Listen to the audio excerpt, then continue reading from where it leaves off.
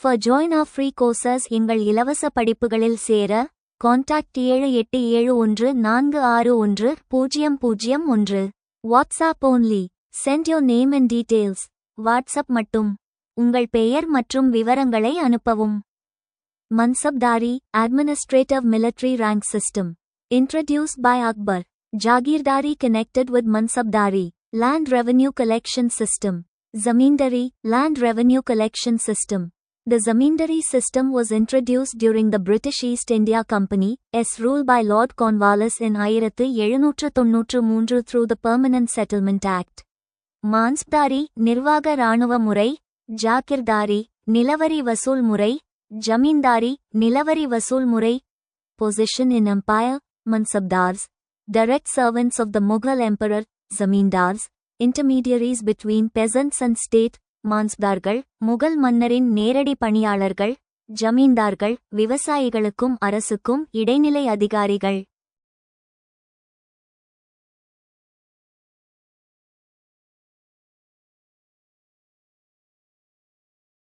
Critically analyze whether the success of the Mughals is to be credited to their robust Jagirdari and Mansabdari system.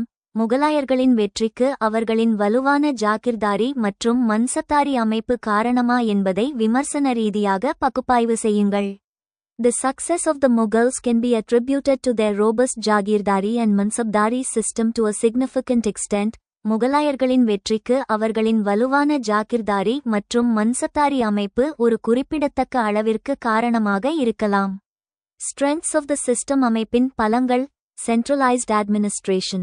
The Mansabdari system helped to centralize power in the hands of the emperor, ensuring that nobles and administrators remained accountable to the imperial authority. மையப்படுத்தப்பட்ட நிர்வாகம். மன்சப்தாரி அமைப்பு பேரரசரின் கைகளில் அதிகாரத்தை மையப்படுத்த உதவியது. பிரபுக்களும் நிர்வாகிகளும் ஏகாதிபத்திய அதிகாரத்திற்கு கணக்கு கொடுக்க வேண்டியவர்களாக இருப்பதை உறுதி செய்தது. Military organization. The system ensured that the empire maintained a strong military presence, with Mansabdars responsible for maintaining troops and providing military service. இராணுவ அமைப்பு. இந்த அமைப்பு பேரரசு ஒரு வலுவான இராணுவ இருப்பை பேணுவதை உறுதி செய்தது. ட்ரோப்ஸ்களை பராமரிப்பதற்கும் இராணுவ சேவையை வழங்குவதற்கும் மன்சப்தார்களே பொறுப்பு. Administrative efficiency.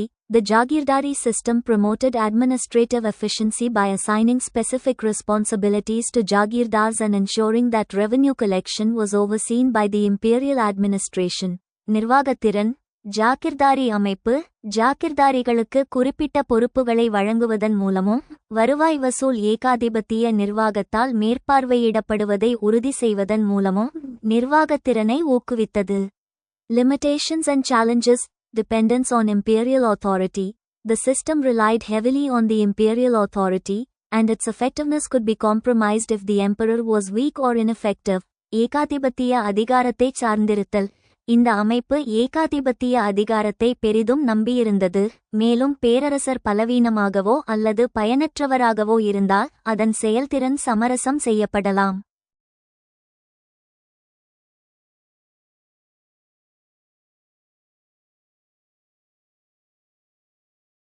Corruption and abuse. The system was lead to corruption and abuse, with Mansabdars and Jagirdars often exploiting their positions to accumulate wealth and power. ஊழல் மற்றும் துஷ்பிரயோகம். இந்த அமைப்பு ஊழல் மற்றும் துஷ்பிரயோகத்திற்கு வழிவகுத்தது. மன்சப்தர்கள் மற்றும் ஜாகிர்தர்கள் பெரும்பாலும் செல்வத்தையும் அதிகாரத்தையும் குவிக்க தங்கள் பதவிகளை பயன்படுத்திக் கொண்டனர். Limited social mobility. The system was not entirely merit-based, as social status and connections played a significant role in determining one's rank and position. வரையறுக்கப்பட்ட சமூக இயக்கம். சமூக அந்தஸ்தும் தொடர்புகளும் ஒருவரின் பதவி மற்றும் நிலையை தீர்மானிப்பதில் குறிப்பிடத்தக்க பங்கை கொண்டிருந்ததால் இந்த அமைப்பு முற்றிலும் தகுதி அடிப்படையிலானது அல்ல. Role in Mughal success. முகலாய வெற்றியில் பங்கு. Expansion and consolidation. The Mansabdari and Jagirdari system played a crucial role in the expansion and consolidation of the Mughal Empire, enabling the empire to maintain a strong military presence and efficient administrative structure. விரிவாக்கம் மற்றும் ஒருங்கிணைப்பு. முகலாய பேரரசின் விரிவாக்கம் மற்றும் ஒருங்கிணைப்பில் மான்சப்தாரி மற்றும் ஜாகிர்தாரி அமைப்பு முக்கிய பங்கு வகித்தது. இதனால் பேரரசு ஒரு வலுவான இராணுவ இருப்பையும் திறமையான நிர்வாக அமைப்பையும் பராமரிக்க முடிந்தது. Stability and order. The system helped to maintain stability and order in the empire, with Mansabdars and Jagirdars responsible for governance and revenue collection. நிலைத்தன்மை மற்றும் ஒழுங்கு.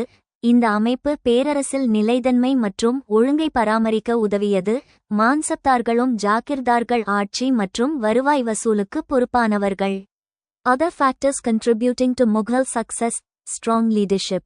The Mughal Empire's success was also due to the strong leadership of its emperors, particularly Akbar, who implemented various reforms and policies that strengthened the empire. வலுவான தலைமைத்துவம். முகலாய பேரரசின் வெற்றிக்கு அதன் பேரரசர்களின், குறிப்பாக அக்பரின் வலுவான தலைமையும் காரணமாகும். அவர்கள் பேரரசை வலுப்படுத்தும் பல்வேறு சீர்திருத்தங்கள் மற்றும் கொள்கைகளை செயல்படுத்தினர்.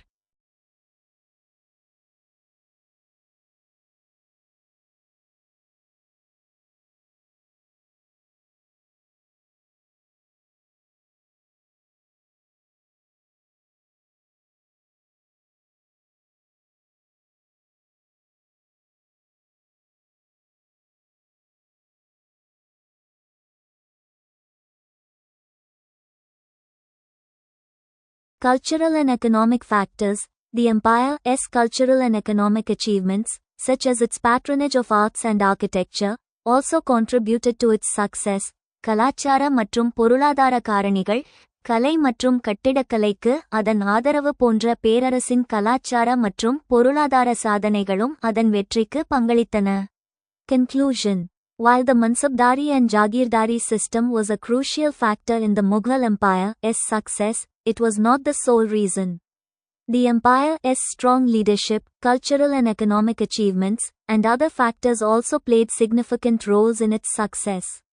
The system's limitations and challenges, however, ultimately contributed to the empire's decline.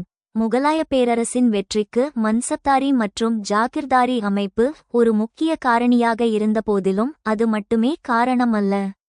பேரரசின் வலுவான தலைமை, கலாச்சார மற்றும் பொருளாதார சாதனைகள் மற்றும் பிற காரணிகளும் அதன் வெற்றியில் குறிப்பிடத்தக்க பங்கை கொண்டிருந்தன. இருப்பினும் அமைப்பின் வரம்புகள் மற்றும் சவால்கள் இறுதியில் பேரரசின் வீழ்ச்சிக்கு பங்களித்தன. Bring out the main features of the Mansab and Jagir systems with special reference to the reign of Akbar. அக்பரின் ஆட்சி காலத்தை குறிப்பாக குறிப்பிட்டு மான்சாப் மற்றும் ஜாகிர் அமைப்புகளின் முக்கிய அம்சங்களை வெளிக்கொணருங்கள். Mansab system. The Mansab system was a key administrative innovation introduced by Akbar in the Mughal Empire. The term Mansab refers to a rank or position within the imperial hierarchy. முகலாய பேரரசில் அக்பரால் அறிமுகப்படுத்தப்பட்ட ஒரு முக்கிய நிர்வாக கண்டுபிடிப்பு மன்சாப் அமைப்பு ஆகும். மன்சாப் என்ற சொல் ஏகாதிபத்திய படிநிலைக்குள் ஒரு பதவி அல்லது நிலையை குறிக்கிறது. Ranking system. The Mansab system was a ranking system that determined the position and status of nobles within the imperial hierarchy. Mansabdars were assigned a specific rank, known as Zat and Sawar, which determined their salary, military obligations, and administrative responsibilities. தரவரிசை முறை. மன்சாப் அமைப்பு என்பது ஏகாதிபத்திய படிநிலைக்குள் பிரபுக்களின் நிலை மற்றும் அந்தஸ்தை நிர்ணயிக்கும் ஒரு தரவரிசை முறையாகும். மன்சாப்தார்களுக்கு ஜாத் மற்றும் சாவர் என்று அழைக்கப்படும் ஒரு குறிப்பிட்ட பதவி வழங்கப்பட்டது. இது அவர்களின் சம்பளம், இராணுவ கடமைகள் மற்றும் நிர்வாக பொறுப்புகளை தீர்மானித்தது.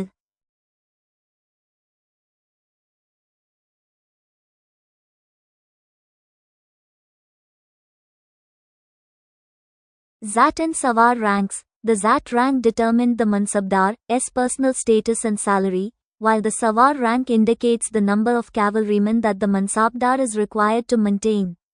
During Akbar's reign, the Sawar rank was typically 1/3 of the Zat rank. Jat மற்றும் சவார் தரவரிசைகள்.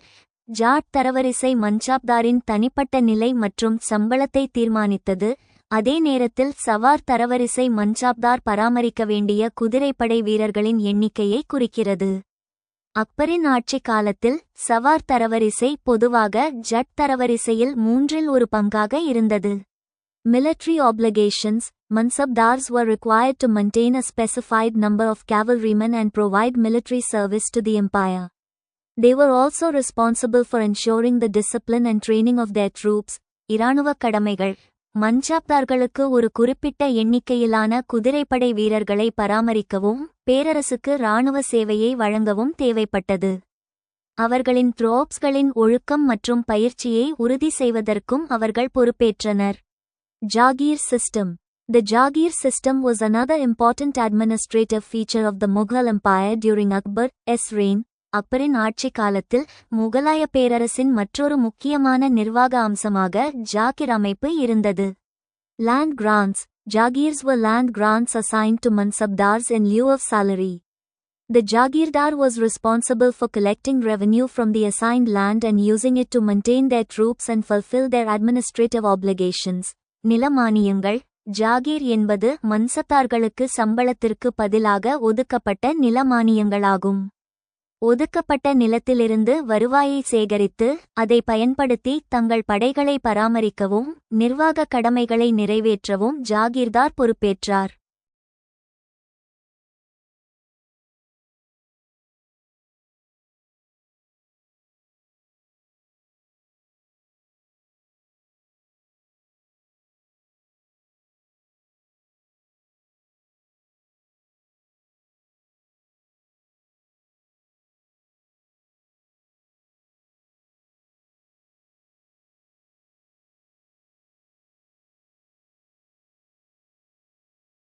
Revenue collection.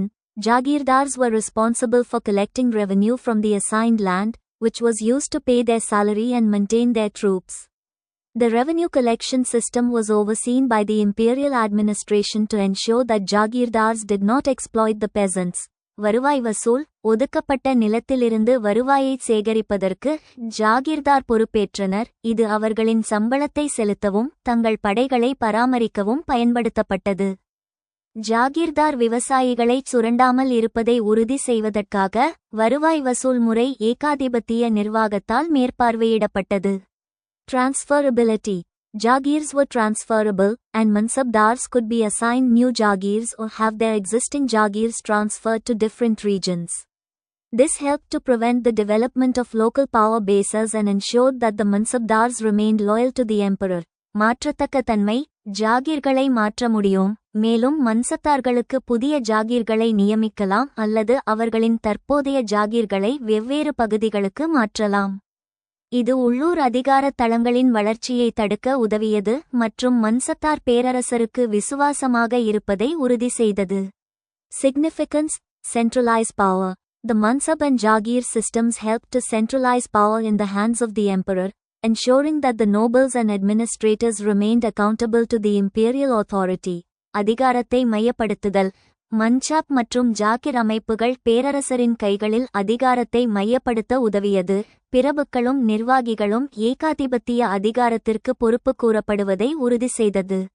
Maintain military strength. The Mansab system ensured that the empire maintained a strong military presence, with Mansabdars responsible for maintaining troops and providing military service. இராணுவ வலிமையை பராமரித்தல். மன்சாப் அமைப்பு பேரரசு ஒரு வலுவான இராணுவ இருப்பை பேணுவதை உறுதி செய்தது. ட்ரோப்ஸ்களை பராமரிப்பதற்கும் இராணுவ சேவையை வழங்குவதற்கும் மன்சாப்தார்களே பொறுப்பு.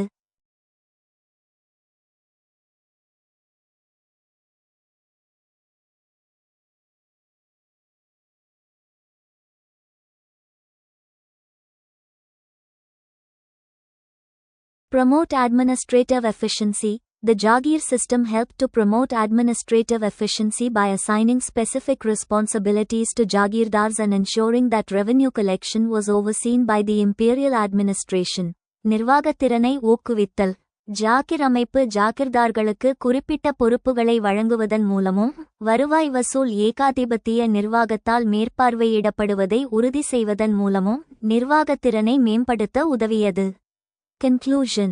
The Mansab and Jagir systems were key innovations introduced by Akbar, which helped to strengthen the Mughal Empire's administration, military, and revenue collection systems.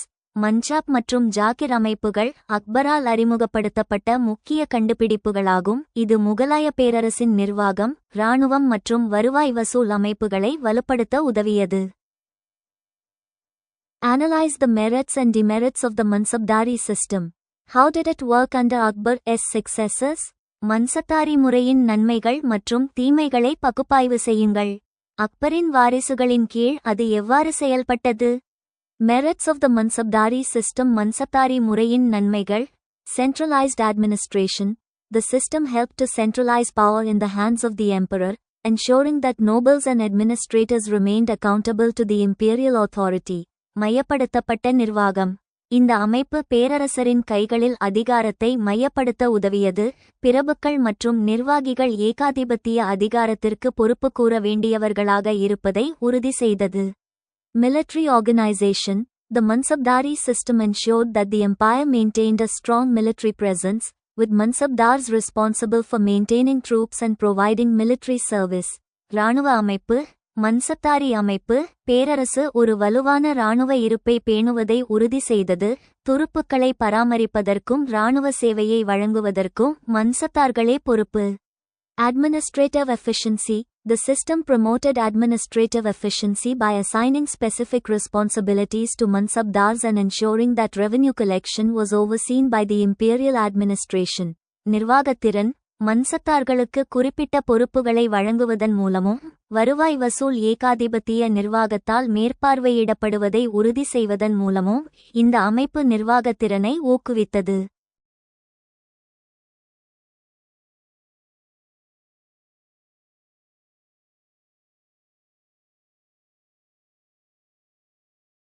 Merit-based promotion. The Mansabdari system allowed for merit-based promotion, where individuals could rise through the ranks based on their abilities and performance. தகுதி அடிப்படையிலான பதவி உயர்வு. மன்சப்தாரி அமைப்பு தகுதி அடிப்படையிலான பதவி உயர்வை அனுமதித்தது, அங்கு தனிநபர்கள் தங்கள் திறன்கள் மற்றும் செயல்திறன் அடிப்படையில் பதவி உயர்வு பெறலாம். Demerits of the Mansabdari system. Mansabdari முறையின் தீமைகள். Corruption and abuse. The system was subject to corruption and abuse, with Mansabdars often exploiting their positions to accumulate wealth and power. ஊழல் மற்றும் துஷ்பிரயோகம். இந்த அமைப்பு ஊழல் மற்றும் துஷ்பிரயோகத்திற்கு உட்பட்டது. மன்சப்தர்கள் பெரும்பாலும் செல்வத்தையும் அதிகாரத்தையும் குவிக்க தங்கள் பதவிகளை பயன்படுத்திக் கொண்டனர். Limited social mobility. The system was not entirely merit-based, as social status and connections played a significant role in determining one's rank and position. வரையறுக்கப்பட்ட சமூக இயக்கம். இந்த அமைப்பு முற்றிலும் தகுதி அடிப்படையிலானது அல்ல, ஏனெனில் சமூக அந்தஸ்தும் தொடர்புகளும் ஒருவரின் பதவி மற்றும் பதவியை தீர்மானிப்பதில் குறிப்பிடத்தக்க பங்கை கொண்டிருந்தன. Dependence on imperial authority. The system relied heavily on the imperial authority, and its effectiveness could be compromised if the emperor was weak or ineffective. ஏகாதிபத்திய அதிகாரத்தை சார்ந்திருத்தல். இந்த அமைப்பு ஏகாதிபத்திய அதிகாரத்தை பெரிதும் நம்பியிருந்தது, மேலும் பேரரசர் பலவீனமாகவோ அல்லது பயனற்றவராகவோ இருந்தால் அதன் செயல்திறன் சமரசம் செய்யப்படலாம். Mansabdari system under Akbar's successors. அக்பரின் வாரிசுகளின் கீழ் மன்சப்தாரி அமைப்பு. Decline of central authority. As the Mughal empire began to decline, the central authority weakened, and the Mansabdari system became more decentralized. மத்திய அதிகாரத்தின் வீழ்ச்சி. முகலாய பேரரசு வீழ்ச்சியடையத் தொடங்கியதும் மத்திய அதிகாரம் பலவீனமடைந்தது, மேலும் மன்சப்தாரி அமைப்பு மேலும் பரவலாக்கப்பட்டது. Increased corruption. Corruption and abuse became more widespread, with Mansabdars exploiting their positions to accumulate wealth and power. அதிகரித்த ஊழல். ஊழல் மற்றும் துஷ்பிரயோகம் மிகவும் பரவலாகியது, மன்சப்தார்களும் செல்வத்தையும் அதிகாரத்தையும் குவிக்க தங்கள் பதவிகளை பயன்படுத்திக் கொண்டனர்.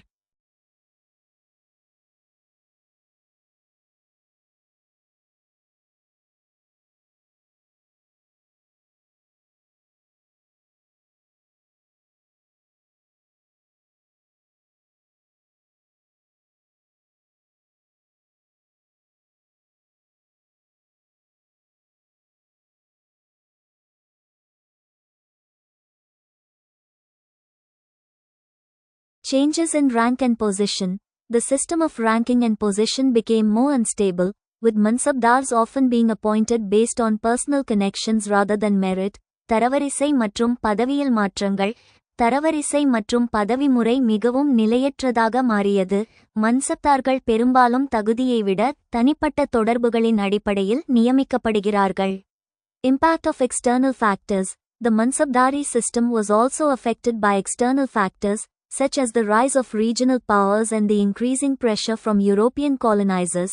வெளிப்புற காரணிகளின் தாக்கம், பிராந்திய சக்திகளின் எழுச்சி மற்றும் ஐரோப்பிய காலனித்துவவாதிகளின் அதிகரித்து வரும் அழுத்தம் போன்ற வெளிப்புற காரணிகளாலும் மன்சப்தாரி அமைப்பு பாதிக்கப்பட்டது. Conclusion. The Mansabdari system played a crucial role in the administration and military organization of the Mughal Empire during Akbar's reign.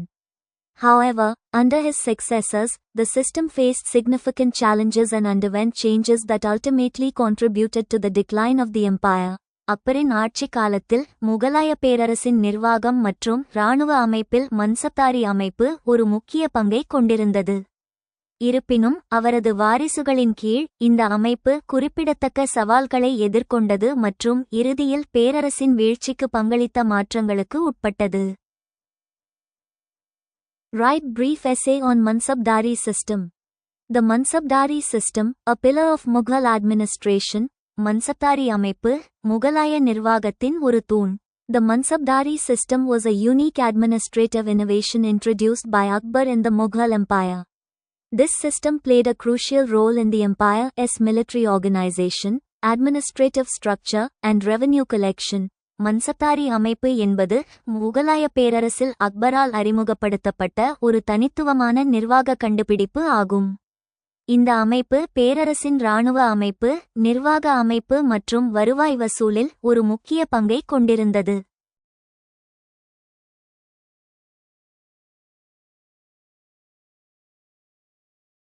Key features. முக்கிய அம்சங்கள்.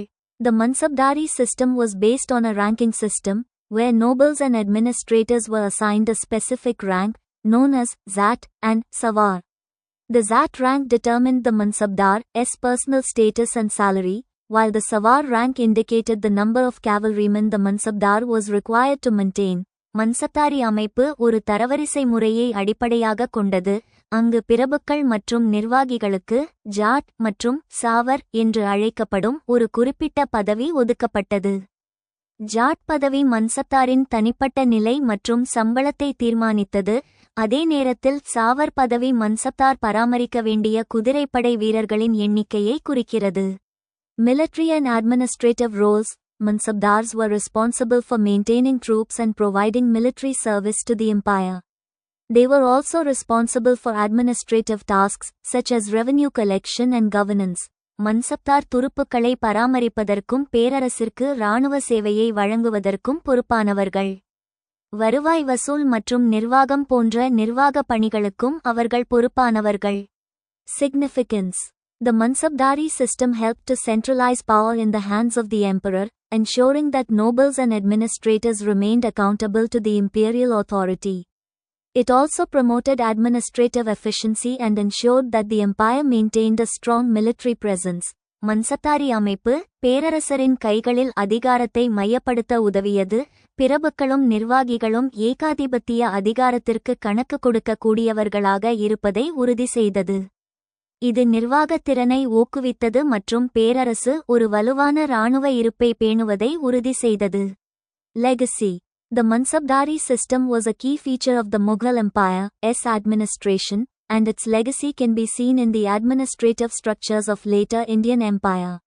Despite its limitations, the system played a significant role in shaping the Mughal Empire's history and leaving a lasting impact on Indian administration.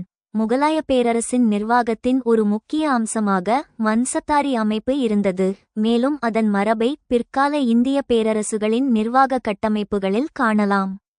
அதன் வரம்புகள் இருந்தபோதிலும் இந்த அமைப்பு முகலாய பேரரசின் வரலாற்றை வடிவமைப்பதிலும் இந்திய நிர்வாகத்தில் நீடித்த தாக்கத்தை ஏற்படுத்துவதிலும் குறிப்பிடத்தக்க பங்கை கொண்டிருந்தது.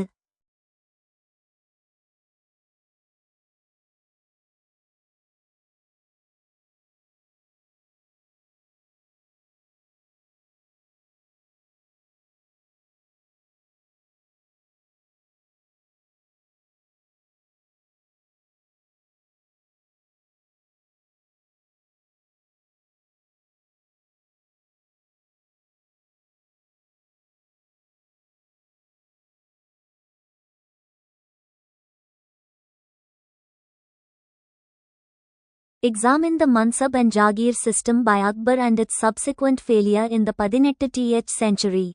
The Mansab and Jagir system, introduced by Akbar, was a crucial administrative innovation in the Mughal Empire. அக்பரால் அறிமுகப்படுத்தப்பட்ட மன்சாப் மற்றும் ஜாகிர் அமைப்பு முகலாய பேரரசில் ஒரு முக்கியமான நிர்வாக புதுமையாகும். Key features of the Mansab system: ranking system. Mansabdars were assigned a rank, known as Zat and Sawar, which determined their salary, official status, and the number of troops they were required to maintain. தரவரிசை முறை: மன்சப்தார்களுக்கு ஜாட் மற்றும் சவார் என்று அழைக்கப்படும் ஒரு பதவி வழங்கப்பட்டது. இது அவர்களின் சம்பளம், உத்தியோகபூர்வ அந்தஸ்து மற்றும் அவர்கள் பராமரிக்க வேண்டிய துருப்புக்களின் எண்ணிக்கையை தீர்மானித்தது. Military obligations. Mansabdars were responsible for maintaining troops and providing military service to the empire. இராணுவ கடமைகள்: துருப்புக்களை பராமரிப்பதற்கும் பேரரசிற்கு இராணுவ சேவையை வழங்குவதற்கும் மன்சப்தார்களே பொறுப்பாவார்கள். Administrative responsibilities. They also oversaw revenue collection and governance. நிர்வாக பொறுப்புகள், வருவாய் வசூல் மற்றும் நிர்வாகத்தையும் அவர்கள் மேற்பார்வையிட்டனர். Key features of the Jagir system: land grants. Jagirs were land grants assigned to Mansabdars in lieu of salary. நிலமானியங்கள். Zakir என்பது மன்சப்தார்களுக்கு சம்பளத்திற்கு பதிலாக ஒதுக்கப்பட்ட நிலமானியங்கள் ஆகும். Revenue collection. Jagirdars were responsible for collecting revenue from the assigned land. வருவாய் வசூல். ஒதுக்கப்பட்ட நிலத்திலிருந்து வருவாயை சேகரிக்க ஜாகீர்தார்கள் பொறுப்பேற்றனர். Transferability. Jagirs were transferable, preventing the development of local power bases. பரிமாற்றம். ஜாகீர்களை மாற்றக்கூடியவர்களாக இருந்தனர். இது உள்ளூர் அதிகார தளங்களின் வளர்ச்சியை தடுத்தது. Failure of the Mansab and Jagir system. Shortage of Pabagi lands. The shortage of Pabagi lands during the later part of the 17th century led to competition among officials, creating bitter feelings between the haves and have-nots. பைபாகி நிலங்களின் பற்றாக்குறை. 17ஆம் நூற்றாண்டின் பிற்பகுதியில் பைபாகி நிலங்களின் பற்றாக்குறை அதிகாரிகளிடையே போட்டிக்கு வழிவகுத்தது. உள்ளவர்கள் மற்றும் இல்லாதவர்கள் இடையே கசப்பான உணர்வுகளை உருவாக்கியது.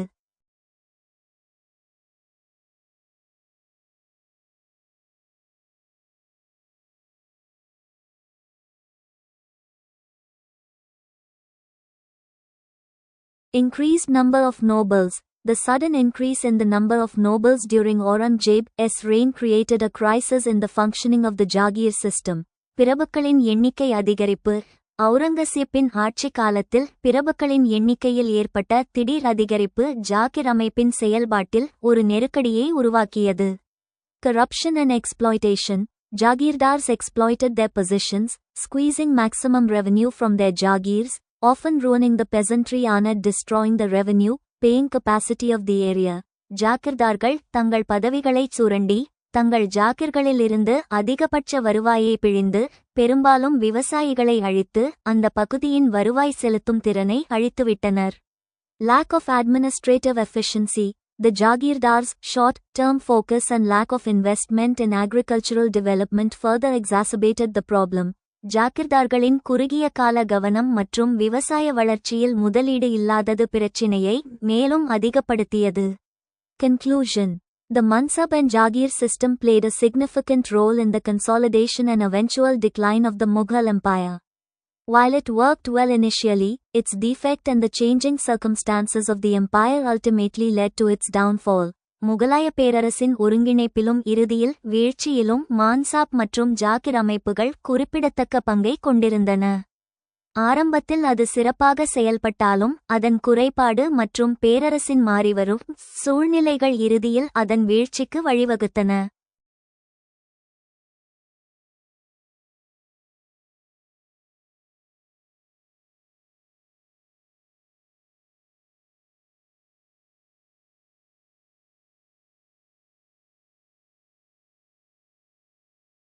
The late 17th century Mughal India is considered to be a period of Jagirdari crisis. Discuss. 17ஆம் நூற்றாண்டின் பிற்பகுதியில் முகலாய இந்தியா ஜாகிர்தாரி நெருக்கடியின் காலமாக கருதப்படுகிறது. விவாதிக்கவும். Jagirdari crisis in late 17th century Mughal India. The late 17th century Mughal India experienced a significant crisis in the Jagirdari system, which had far-reaching consequences for the empire. 17ஆம் நூற்றாண்டின் பிற்பகுதியில் முகலாய இந்தியா ஜாகிர்தாரி அமைப்பில் ஒரு குறிப்பிடத்தக்க நெருக்கடியை சந்தித்தது, இது பேரரசுக்கு நீண்டகால விளைவுகளை ஏற்படுத்தியது. Causes of the crisis: over assignment of Jagirs. The Mughal Empire's practice of assigning Jagirs to nobles and military commanders led to a shortage of available Jagirs, creating competition and tensions among the nobility. ஜாகீர்களின் அதிகப்படியான ஒதுக்கீடு முகலாய பேரரசின் பிரபுக்கள் மற்றும் இராணுவ தளபதிகளுக்கு ஜாகீர்களை ஒதுக்கும் நடைமுறை கிடைக்கக்கூடிய ஜாகீர்களின் பற்றாக்குறைக்கு வழிவகுத்தது, பிரபுக்களிடையே போட்டி மற்றும் பதட்டங்களை உருவாக்கியது. Decline of Jagir revenue. The revenue generated from Jagirs declined due to factors such as over-assessment, corruption, and agricultural decline. Zakir வருவாயின் சரிவு, அதிகப்படியான மதிப்பீடு, ஊழல் மற்றும் விவசாய வீழ்ச்சி போன்ற காரணிகளால் ஜாகீர்களிலிருந்து கிடைக்கும் வருவாய் குறைந்தது. Increased military expenditure. The Mughal Empire's military expenditure increased significantly due to continuous wars and campaigns, putting pressure on the Jagir system. அதிகரித்த இராணுவச் செலவு, தொடர்ச்சியான போர்கள் மற்றும் பிரச்சாரங்கள் காரணமாக முகலாய பேரரசின் இராணுவச் செலவு கணிசமாக அதிகரித்து ஜாகீர் அமைப்பின் மீது அழுத்தத்தை ஏற்படுத்தியது. Consequences of the crisis: instability and rebellions. The Jagirdari crisis contributed to instability and rebellions within the empire, as nobles and Jagirdars became dissatisfied with the system. நிலையற்ற தன்மை மற்றும் கிளர்ச்சிகள். ஜாகிர்தாரி நெருக்கடி பேரரசுக்குள் உறுதியற்ற தன்மை மற்றும் கிளர்ச்சிகளுக்கு பங்களித்தது, ஏனெனில் பிரபுக்களும் ஜாகிர்தாரிகளும் இந்த அமைப்பில் அதிருப்தி அடைந்தனர்.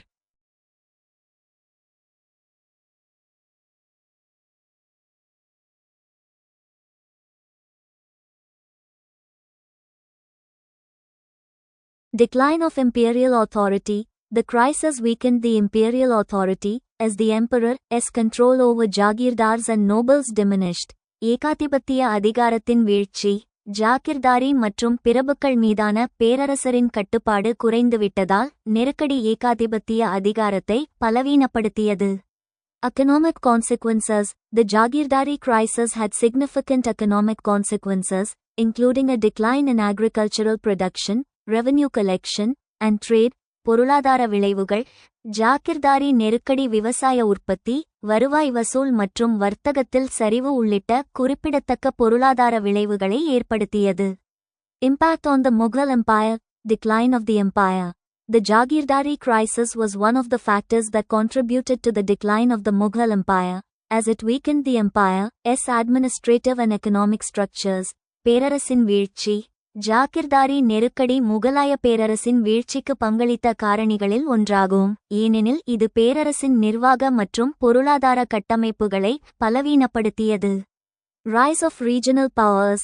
The crisis also created opportunities for regional powers to emerge and challenge Mughal authority. பிராந்திய சக்திகளின் எழுச்சி. இந்த நெருக்கடி பிராந்திய சக்திகள் தோன்றி முகலாய அதிகாரத்திற்கு சவால் விடுவதற்கான வாய்ப்புகளையும் உருவாக்கியது. Conclusion.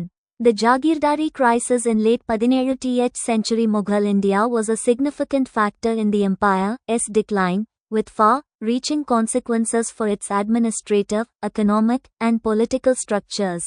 17ஆம் நூற்றாண்டின் பிற்பகுதியில் முகலாய இந்தியாவில் ஏற்பட்ட ஜாகிர்தாரி நெருக்கடி பேரரசின் வீழ்ச்சிக்கு ஒரு குறிப்பிடத்தக்க காரணியாக இருந்தது, அதன் நிர்வாக, பொருளாதார மற்றும் அரசியல் கட்டமைப்புகளில் நீண்டகால விளைவுகளை ஏற்படுத்தியது.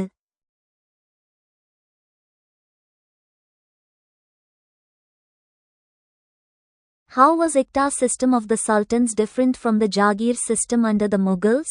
முகலாயர்களின் கீழ் இருந்த ஜாகீர் முறையிலிருந்து சுல்தான்களின் இக்தா முறை எவ்வாறு வேறுபட்டது? Iqta system vs Jagir system, a comparative analysis. The Iqta system and the Jagir system were both land revenue systems used in medieval India, but they had distinct differences. இக்தா அமைப்பு மற்றும் ஜாகிர் அமைப்பு இரண்டும் இடைக்கால இந்தியாவில் பயன்படுத்தப்பட்ட நில வருவாய் அமைப்புகளாகும், ஆனால் அவற்றுக்கிடையே தனித்துவமான வேறுபாடுகள் இருந்தன. Iqta system originated in the Delhi Sultanate. Land was assigned to officials muktis or iqtidars for administrative and revenue collection purposes. Muktis were responsible for maintaining law and order, collecting revenue, and providing military support to the Sultan. Ikta holders did not have hereditary rights over the land. Delhi சுல்தானியத்தில் தோன்றியது. நிர்வாக மற்றும் வருவாய் வசூல் நோக்கங்களுக்காக நிலம் அதிகாரிகளுக்கு முக்திகள் அல்லது இக்ததார்களுக்கு ஒதுக்கப்பட்டது. சட்டம் ஒழுங்கை பராமரித்தல், வருவாய் வசூலித்தல் மற்றும் சுல்தானுக்கு இராணுவ ஆதரவை வழங்குதல் ஆகியவற்றுக்கு முக்திகள் பொறுப்பேற்றனர். இக்தா வைத்திருப்பவர்களுக்கு நிலத்தின் மீது பரம்பரை உரிமைகள் இல்லை. Jagir system emerged during the Mughal Empire. Land was granted to nobles, military officers, or other individuals Jagirdars for revenue collection and administrative purposes. Jagirdars were responsible for collecting revenue, maintaining law and order, and providing military support to the emperor. Jagirs have hereditary rights over the land. Jagirdars had more autonomy in governance. முகலாய பேரரசின் போது உருவானது. வருவாய் வசூல் மற்றும் நிர்வாக நோக்கங்களுக்காக பிரபுக்கள், இராணுவ அதிகாரிகள் அல்லது பிற தனிநபர்களுக்கு ஜாகிர்தார்கள் நிலம் வழங்கப்பட்டது. ஜாகிர்தார்கள் வருவாய் வசூல், சட்டம் ஒழுங்கை பராமரித்தல் மற்றும் பேரரசருக்கு இராணுவ ஆதரவை வழங்குதல் ஆகியவற்றிற்கு பொறுப்பானவர்கள். ஜாகிர்களுக்கு நிலத்தின் மீது பரம்பரை உரிமைகள் உள்ளன. ஜாகிர்தார்கள் ஆட்சியில் அதிக சுயாட்சியை கொண்டிருந்தனர்.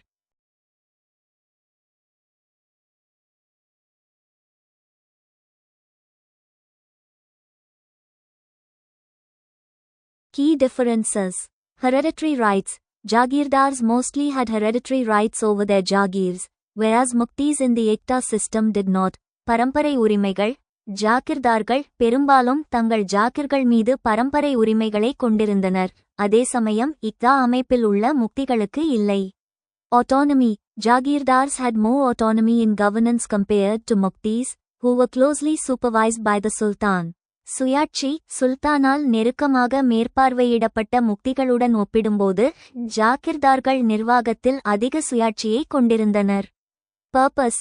While both systems aimed to collect revenue and maintain administration, the Jagir system was also used to reward nobles and military officers for their services. நோக்கம். இரண்டு அமைப்புகளும் வருவாயை சேகரித்து நிர்வாகத்தை பராமரிப்பதை நோக்கமாக கொண்டிருந்தாலும் ஜாகிர் அமைப்பு பிரபுக்கள் மற்றும் இராணுவ அதிகாரிகளின் சேவைகளுக்கு வெகுமதி அளிக்கவும் பயன்படுத்தப்பட்டது. Scope. The Ikta system was more centralized, with the Sultan having direct control over the Muktis, whereas the Jagir system allowed for more decentralization and regional autonomy. நோக்கம். இக்தா அமைப்பு மிகவும் மையப்படுத்தப்பட்டதாக இருந்தது. சுல்தான் முக்திகள் மீது நேரடி கட்டுப்பாட்டை கொண்டிருந்தார், அதே சமயம் ஜாகிர் அமைப்பு அதிக பரவலாக்கம் மற்றும் பிராந்திய சுயாட்சியை அனுமதித்தது. Characteristics. Ikta holders Muktis were responsible for collecting revenue, maintaining law and order, and providing military support to the Sultan. சிறப்பியல்புகள். இக்தா வைத்திருப்பவர்கள் முக்திகள் வருவாய் வசூலித்தல், சட்டம் ஒழுங்கை பராமரித்தல் மற்றும் சுல்தானுக்கு இராணுவ ஆதரவை வழங்குதல் ஆகியவற்றிற்கு பொறுப்பானவர்கள். These differences reflect the evolution of land revenue systems in medieval India, influenced by the specific needs and policies of the ruling dynasties. இந்த வேறுபாடுகள் இடைக்கால இந்தியாவில் நில வருவாய் முறைகளின் பரிணாம வளர்ச்சியை பிரதிபலிக்கின்றன, ஆளும் வம்சங்களின் குறிப்பிட்ட தேவைகள் மற்றும் கொள்கைகளால் பாதிக்கப்பட்டன.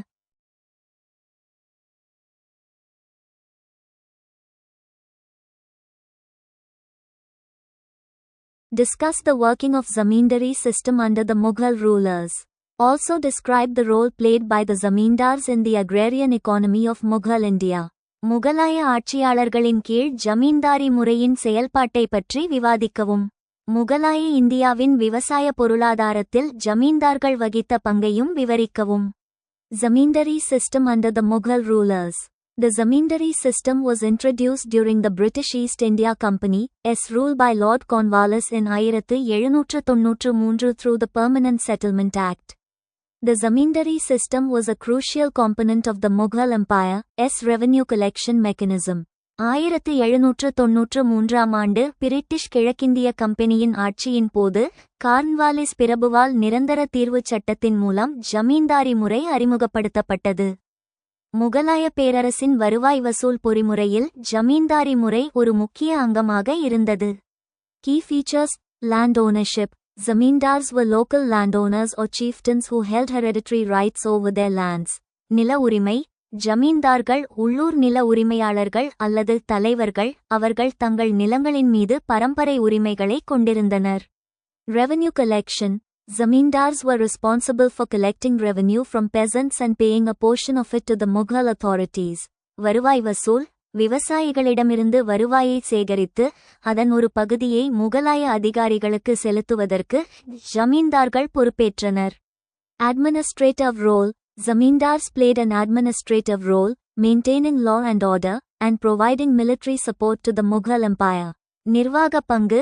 ஜமீன்தார்கள் நிர்வாக பங்கை வகித்தனர், சட்டம் ஒழுங்கை பராமரித்தனர், முகலாய பேரரசுக்கு இராணுவ ஆதரவை வழங்கினர். Local administration. Zamindars maintained law and order, resolved disputes, and provided essential services to the local population. உள்ளூர் நிர்வாகம். ஜமீன்தார்கள் சட்டம் ஒழுங்கை பராமரித்தனர், சச்சரவுகளை தீர்த்தனர் மற்றும் உள்ளூர் மக்களுக்கு அத்தியாவசிய சேவைகளை வழங்கினர்.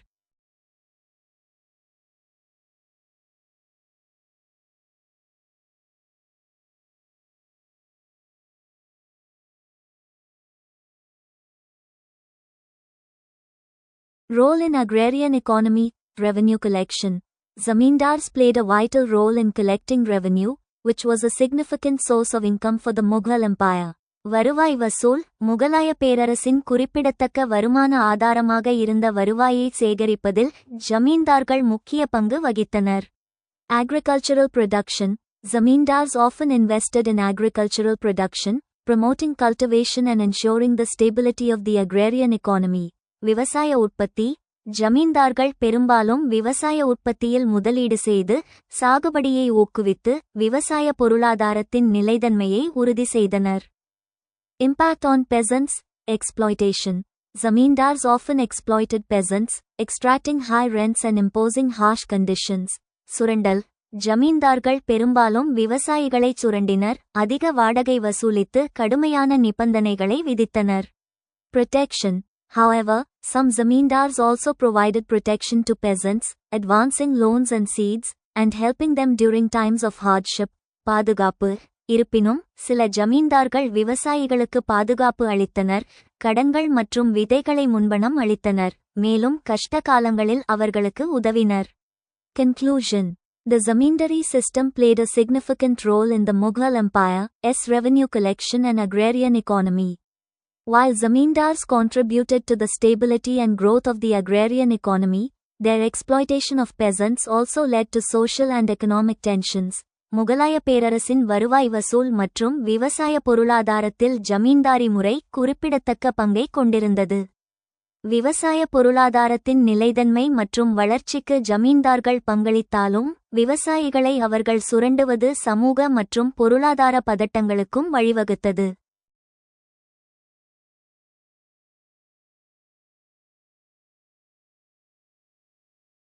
Identify the broad contours of the Mughal foreign policy and their impact on the Mughal Empire. முகலாய வெளியுறவுக் கொள்கையின் பரந்த வரையறைகளையும் முகலாய பேரரசின் மீதான அவற்றின் தாக்கத்தையும் அடையாளம் காணவும். Mughal foreign policy, broad contours and impact. The Mughal Empire's foreign policy was shaped by its geographical location, cultural identity, and imperial ambitions. முகலாய பேரரசின் வெளியுறவுக் கொள்கை அதன் புவியியல் இருப்பிடம், கலாச்சார அடையாளம் மற்றும் ஏகாதிபத்திய லட்சியங்களால் வடிவமைக்கப்பட்டது. Key objectives: expansion and consolidation. The Mughals wanted to expand their empire, consolidate their power, and maintain control over their vast territories. விரிவாக்கம் மற்றும் ஒருங்கிணைப்பு. முகலாயர்கள் தங்கள் பேரரசை விரிவுபடுத்தவும், தங்கள் அதிகாரத்தை பலப்படுத்தவும், தங்கள் பரந்த பிரதேசங்களின் மீது கட்டுப்பாட்டை பராமரிக்கவும் விரும்பினர். Diplomacy and alliances. The Mughals engaged in diplomatic relations with neighboring kingdoms and empire, forming alliances and treaties to secure their interests. ராஜதந்திரம் மற்றும் கூட்டணிகள். முகலாயர்கள் அண்டை ராஜ்ஜியங்கள் மற்றும் பேரரசுகளுடன் ராஜதந்திர உறவுகளில் ஈடுபட்டனர், அவர்களின் நலன்களை பாதுகாக்க கூட்டணிகள் மற்றும் ஒப்பந்தங்களை உருவாக்கினர். Trade and commerce. The Mughals promoted trade and commerce with foreign nations, recognizing the economic benefits and cultural exchange that came with it. வர்த்தகம் மற்றும் வணிகம். முகலாயர்கள் வெளிநாடுகளுடன் வர்த்தகம் மற்றும் வணிகத்தை ஊக்குவித்தனர், அதனுடன் வந்த பொருளாதார நன்மைகள் மற்றும் கலாச்சார பரிமாற்றத்தை அங்கீகரித்தனர். Regional relations with neighboring kingdoms. The Mughals had complex relationships with neighboring kingdoms, including the Rajputs, the Deccan Sultanates, and the Marathas. அண்டை ராஜ்ஜியங்களுடனான உறவுகள். முகலாயர்கள் ராஜபுத்திரர்கள், தக்கான சுல்தான்கள் மற்றும் மராட்டியர்கள் உள்ளிட்ட அண்டை ராஜ்ஜியங்களுடன் சிக்கலான உறவுகளை கொண்டிருந்தனர். Conflicts and alliances. The Mughals engaged in conflicts and formed alliances with these kingdoms, often shifting between cooperation and competition. மோதல்கள் மற்றும் கூட்டணிகள். முகலாயர்கள் இந்த ராஜ்ஜியங்களுடன் மோதல்களில் ஈடுபட்டு கூட்டணிகளை உருவாக்கினர், பெரும்பாலும் ஒத்துழைப்புக்கும் போட்டிக்கும் இடையில் மாறி மாறி வந்தனர்.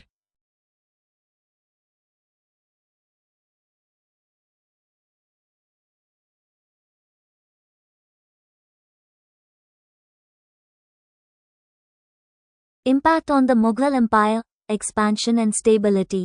The Mughal foreign policy contributed to the expansion and stability of the empire, securing its borders and promoting economic growth. விரிவாக்கம் மற்றும் நிலைத்தன்மை. முகலாய வெளியுறவுக் கொள்கை பேரரசின் விரிவாக்கம் மற்றும் நிலைத்தன்மைக்கு பங்களித்தது, அதன் எல்லைகளை பாதுகாத்தது மற்றும் பொருளாதார வளர்ச்சியை ஊக்குவித்தது.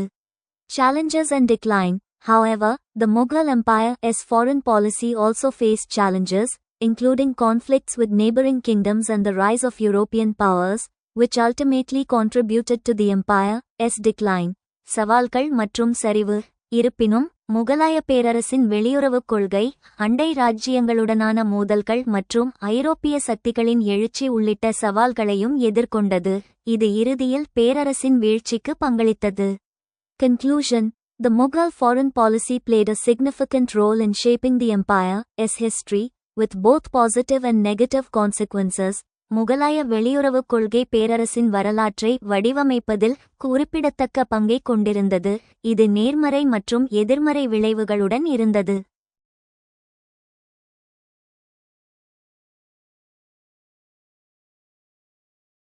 What were the major features of the administrative system of the Mughal state?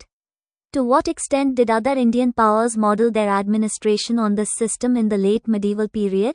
முகலாய அரசின் நிர்வாக அமைப்பின் முக்கிய அம்சங்கள் என்ன? இடைக்காலத்தின் பிற்பகுதியில் மற்ற இந்திய சக்திகள் எந்த அளவிற்கு இந்த முறையை மாதிரியாகக் கொண்டு தங்கள் நிர்வாகத்தை வடிவமைத்தன? Administrative system of the Mughal state. Centralized administration, imperial authority. The emperor held absolute power and authority, with a well-organized administrative structure to support his rule. ஏகாதிபத்திய அதிகாரம். பேரரசர் முழுமையான சக்தியும் அதிகாரத்தையும் கொண்டிருந்தார், அவரது ஆட்சியை ஆதரிக்க நன்கு ஒழுங்கமைக்கப்பட்ட நிர்வாக அமைப்பு இருந்தது.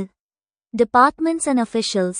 The Mughal administration was divided into several departments, each headed by a high-ranking official responsible for specific functions, such as finance, military, and justice. துறைகள் மற்றும் அதிகாரிகள். முகலாய நிர்வாகம் பல துறைகளாக பிரிக்கப்பட்டது, ஒவ்வொன்றும் நிதி, இராணுவம் மற்றும் நீதி போன்ற குறிப்பிட்ட செயல்பாடுகளுக்கு பொறுப்பான ஒரு உயர் அதிகாரியின் தலைமையில் இருந்தது. Provincial administration, subas and governors. The empire was divided into provinces subas, each governed by a governor subadar responsible for maintaining law and order, collecting revenue, and upholding imperial authority. சுபாஸ் மற்றும் ஆளுநர்கள். பேரரசு மாகாணங்களாக சுபாஸ் பிரிக்கப்பட்டது, ஒவ்வொன்றும் சட்டம் மற்றும் ஒழுங்கை பராமரித்தல், வருவாய் வசூலித்தல் மற்றும் ஏகாதிபத்திய அதிகாரத்தை நிலைநிறுத்துவதற்கு பொறுப்பான ஒரு ஆளுநர் சுபாதரால் நிர்வகிக்கப்பட்டது. Local administration. Local administration was carried out by officials such as Faujdars, military commanders, Qazis, judges, and Kotwals, police chiefs.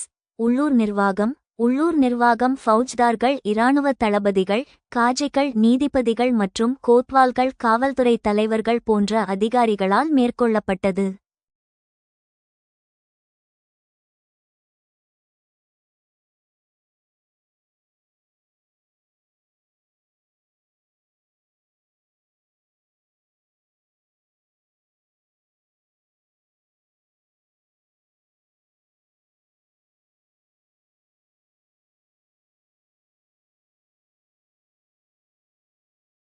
Revenue system, land revenue.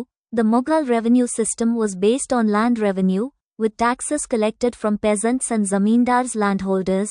நில வருவாய். முகலாய வருவாய் அமைப்பு நில வருவாயை அடிப்படையாக கொண்டது. விவசாயிகள் மற்றும் ஜமீன்தார்கள் நில உரிமையாளர்கள் ஆகியோரிடமிருந்து வரிகள் வசூலிக்கப்பட்டன. Assessment and collection.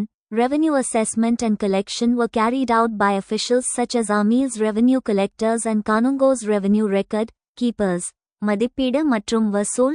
அமில்ஸ் வருவாய் சேகரிப்பாளர்கள் மற்றும் கானுங்கோஸ் வருவாய் பதிவேடு பராமரிப்பாளர்கள் போன்ற அதிகாரிகளால் வருவாய் மதிப்பீடு மற்றும் வசூல் மேற்கொள்ளப்பட்டது.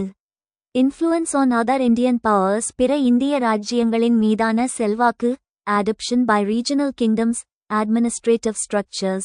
Regional kingdoms, such as the Maratha Confederacy and the Sikh Empire, adopted elements of the Mughal administrative structure, including the use of departments and officials. நிர்வாக கட்டமைப்புகள்.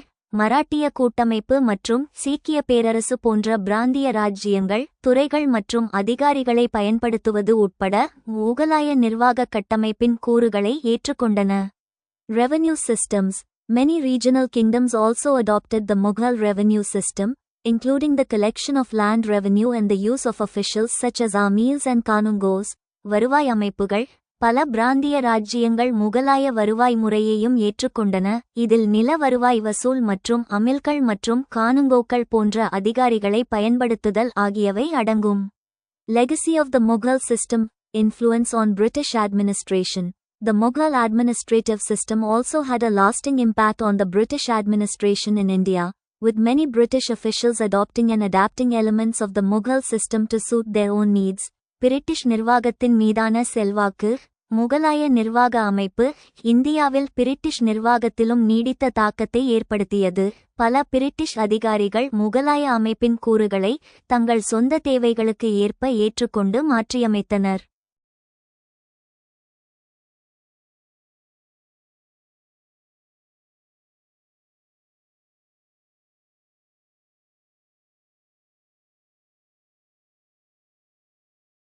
Conclusion.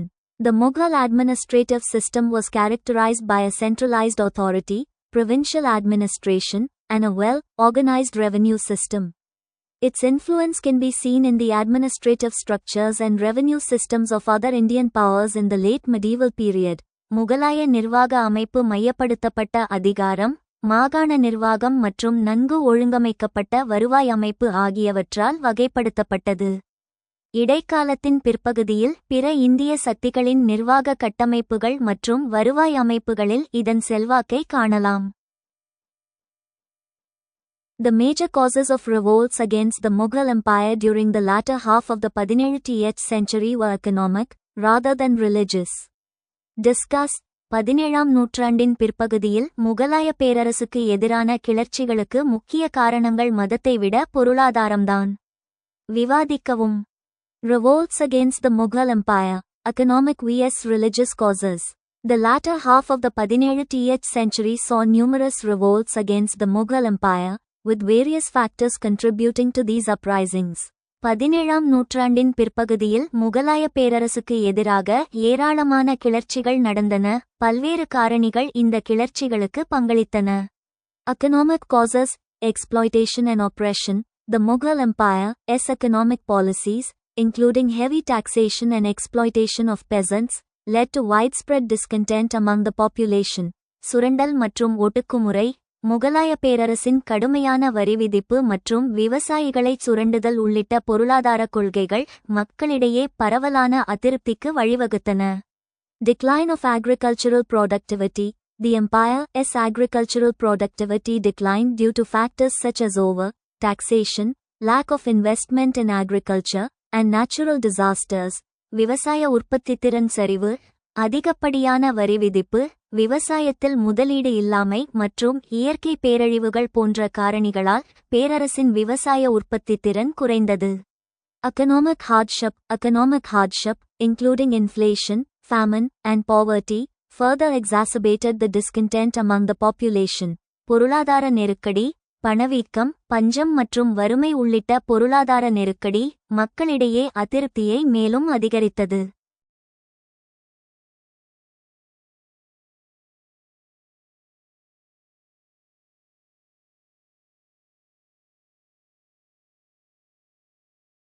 Religious causes. Aurangzeb's policies. Aurangzeb's religious policies, including the imposition of the jizya tax and destruction of temples, alienated non-Muslims and contributed to rebellions. அவுரங்கசீப்பின் கொள்கைகள் ஜிஸ்யா வரி விதிப்பு மற்றும் கோயில்களை அழித்தல் உள்ளிட்ட அவுரங்கசீப்பின் மத கொள்கைகள் முஸ்லிம் அல்லாதவர்களை அந்நியப்படுத்தி கிளர்ச்சிகளுக்கு பங்களித்தன. Orthodox approach. Aurangzeb's orthodox approach to Islam and his attempts to impose it on the empire's diverse population led to resentment among those who did not share his views. Orthodox அணுகுமுறை. இஸ்லாம் மீதான அவுரங்கசீப்பின் மரபுவழி அணுகுமுறையும் அதை பேரரசின் பன்முகத்தன்மை கொண்ட மக்கள் மீது திணிக்க அவர் மேற்கொண்ட முயற்சிகளும் அவரது கருத்துக்களை பகிர்ந்து கொள்ளாதவர்களிடையே வெறுப்பை ஏற்படுத்தியது. Interplay between economic and religious causes. Complex factors. The revolts against the Mughal Empire were often the result of complex interplay between economic and religious factors, with both contributing to the discontent and instability. சிக்கலான காரணிகள். முகலாய பேரரசுக்கு எதிரான கிளர்ச்சிகள் பெரும்பாலும் பொருளாதார மற்றும் மத காரணிகளுக்கு இடையிலான சிக்கலான தொடர்புகளின் விளைவாக இருந்தன. இரண்டும் அதிருப்தி மற்றும் உறுதியற்ற தன்மைக்கு பங்களித்தன. Regional variations. The causes of revolts varied across regions, with local economic and social factors playing a significant role in shaping the nature and extent of the uprisings. பிராந்திய வேறுபாடுகள். கிளர்ச்சிகளுக்கான காரணங்கள் பிராந்தியங்களுக்கு இடையே வேறுபட்டன. உள்ளூர் பொருளாதார மற்றும் சமூக காரணிகள் கிளர்ச்சிகளின் தன்மை மற்றும் அளவை வடிவமைப்பதில் குறிப்பிடத்தக்க பங்கை கொண்டிருந்தன.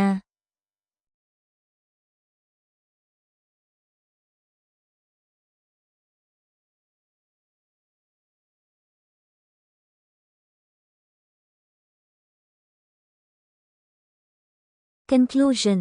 While both economic and religious factors contributed to the revolts against the Mughal Empire, economic causes, such as exploitation, decline of agricultural productivity, and economic hardship, played a significant role in shaping the discontent and instability. However, it is essential to recognize the complex interplay between economic and religious factors and the regional variations that characterized the empire's diverse population. முகலாய பேரரசுக்கு எதிரான கிளர்ச்சிகளுக்கு பொருளாதார மற்றும் மத காரணிகள் இரண்டும் பங்களித்தாலும் சுரண்டல், விவசாய உற்பத்தித்திறன் சரிவு மற்றும் பொருளாதார கஷ்டங்கள் போன்ற பொருளாதார காரணங்கள் அதிருப்தி மற்றும் உறுதியற்ற தன்மையை வடிவமைப்பதில் குறிப்பிடத்தக்க பங்கை கொண்டிருந்தன. இருப்பினும் பொருளாதார மற்றும் மத காரணிகளுக்கும் பேரரசின் பன்முகத்தன்மை கொண்ட மக்கள் தொகையை வகைப்படுத்தும் பிராந்திய வேறுபாடுகளுக்கும் இடையிலான சிக்கலான தொடர்புகளை அங்கீகரிப்பது அவசியம். The inferior cavalry of the Rajputs was not the only cause of their defeat at the hands of Turco, Afghans and Mughals. Comment. துருக்கிய, ஆப்கானியர்கள் மற்றும் முகலாயர்களிடம் ராஜபுத்திரர்கள் தோல்வியடைந்ததற்கு அவர்களின் தாழ்ந்த குதிரைப்படை மட்டுமே காரணமல்ல.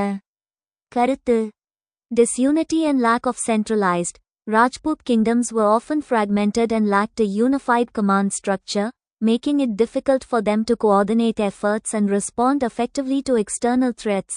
ஒற்றுமையின்மை மற்றும் மையப்படுத்தப்பட்ட அமைப்பு இல்லாமை. ராஜபுத்திர ராஜ்ஜியங்கள் பெரும்பாலும் துண்டு துண்டாக இருந்தன.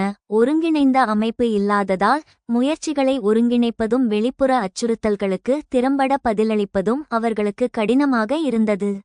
Military tactics and strategies.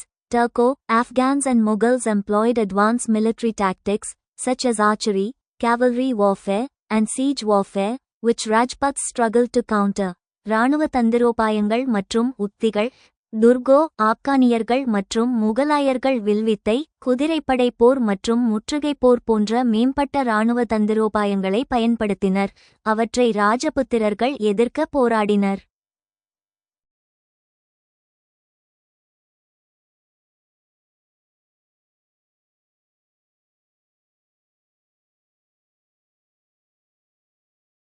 Technological advancements. The introduction of new technologies, like firearms and artillery, gave Turco, Afghans and Mughals a significant advantage over Rajputs. தொழில்நுட்ப முன்னேற்றங்கள், துப்பாக்கிகள் மற்றும் பீரங்கி போன்ற புதிய தொழில்நுட்பங்களின் அறிமுகம், துர்கோ, ஆப்கானியர்கள் மற்றும் முகலாயர்களுக்கு ராஜபுத்திரர்களை விட குறிப்பிடத்தக்க நன்மையை அளித்தது. Diplomacy and alliances.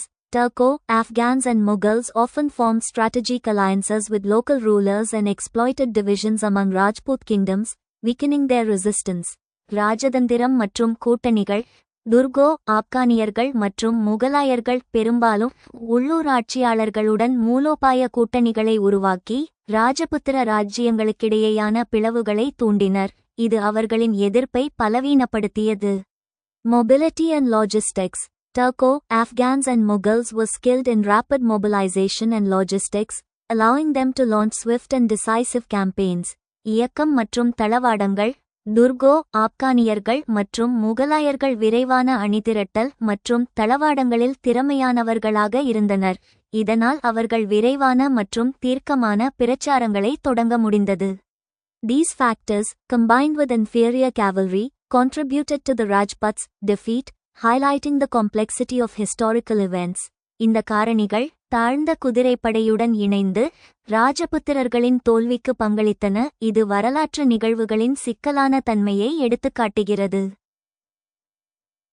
Discuss the reasons for the failure of Rajput kingdoms during Mughal Empire.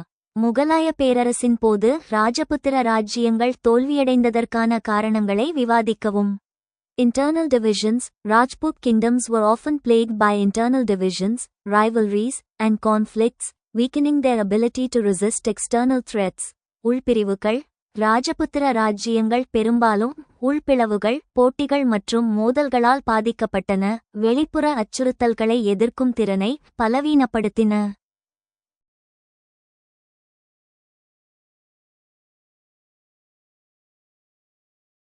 Military inferiority. Rajput armies were often outmatched by the Mughal military, which was more organized, better trained, and equipped with advanced weaponry.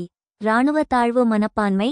ராஜபுத்திர படைகள் பெரும்பாலும் முகலாய இராணுவத்தால் விஞ்சப்பட்டன. அவை மிகவும் ஒழுங்கமைக்கப்பட்டவை, சிறந்த பயிற்சி பெற்றவை மற்றும் மேம்பட்ட ஆயுதங்களை கொண்டிருந்தன.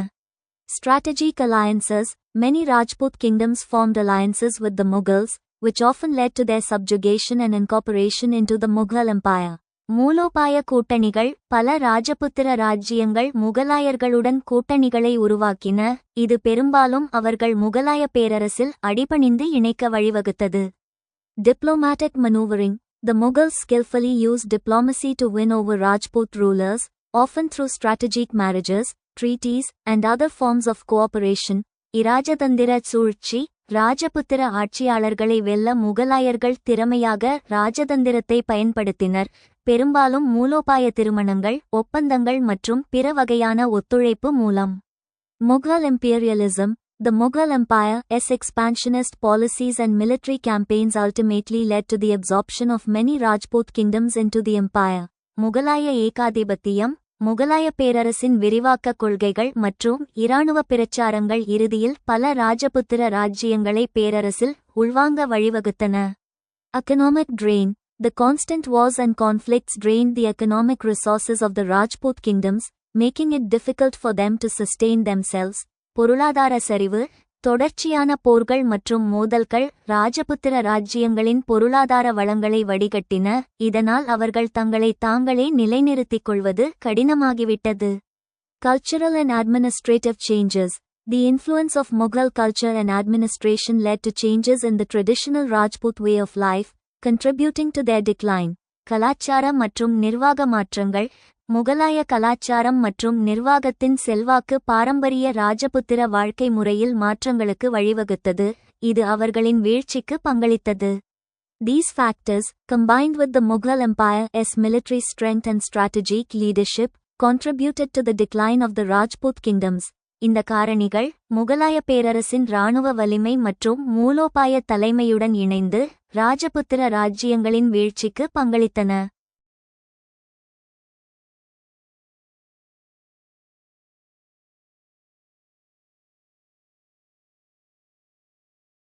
Describe the challenges faced by Mughal rulers during their reign. முகலாய ஆட்சியாளர்கள் தங்கள் ஆட்சி காலத்தில் எதிர்கொண்ட சவால்களை விவரிக்கவும். Internal challenges. Administrative corruption. Corruption and inefficiency in the administrative system weakened the empire. நிர்வாக ஊழல். நிர்வாக அமைப்பில் ஊழல் மற்றும் திறமையின்மை பேரரசை பலவீனப்படுத்தியது. Noble rivalries. Rivalries and power struggles among nobles and courtiers often led to instability and conflict. பிரபுக்கள் போட்டிகள் பிரபுக்கள் மற்றும் அரசவை உறுப்பினர்களிடையே போட்டிகள் மற்றும் அதிகார போராட்டங்கள் பெரும்பாலும் உறுதியற்ற தன்மை மற்றும் மோதலுக்கு வழிவகுத்தன. Succession crises. Succession disputes and wars of succession weakened the empire and led to instability. வாரிசு நெருக்கடிகள் வாரிசு மோதல்கள் மற்றும் வாரிசு போர்கள் பேரரசை பலவீனப்படுத்தி உறுதியற்ற தன்மைக்கு வழிவகுத்தன. Economic strains. The empire faced economic challenges, including a decline in agricultural production, trade, and revenue collection. பொருளாதார நெருக்கடிகள் விவசாய உற்பத்தி வர்த்தகம் மற்றும் வருவாய் வசூலில் சரிவு உள்ளிட்ட பொருளாதார சவால்களை பேரரசு எதிர்கொண்டது. External challenges. Foreign invasions. The Mughal Empire faced invasions from neighboring kingdoms and empire, including the Persians, Afghans, and Central Asian tribes. வெளிநாட்டு படையெடுப்புகள் முகலாய பேரரசு பெர்ஷியர்கள் ஆப்கானியர்கள் மற்றும் மத்திய ஆசிய பழங்குடியினர் உட்பட அண்டை ராஜ்ஜியங்கள் மற்றும் பேரரசுகளின் படையெடுப்புகளை எதிர்கொண்டது. Maratha resistance. The Marathas, a powerful Hindu kingdom, resisted Mughal rule and eventually challenged the empire's authority. மராத்திய எதிர்ப்பு ஒரு சக்திவாய்ந்த இந்து இராச்சியமான மராத்தியர்கள் முகலாய ஆட்சியை எதிர்த்தனர் இறுதியில் பேரரசின் அதிகாரத்தை சவால் செய்தனர். Rajput rebellions. The Rajputs, a powerful Hindu warrior caste, often rebelled against Mughal rule and challenged the empire's authority. ராஜபுத்திர கலகங்கள் ஒரு சக்திவாய்ந்த இந்து போர்வீர ராஜபுத்திரர்கள் பெரும்பாலும் முகலாய ஆட்சிக்கு எதிராக கலகம் செய்து பேரரசின் அதிகாரத்தை சவால் செய்தனர்.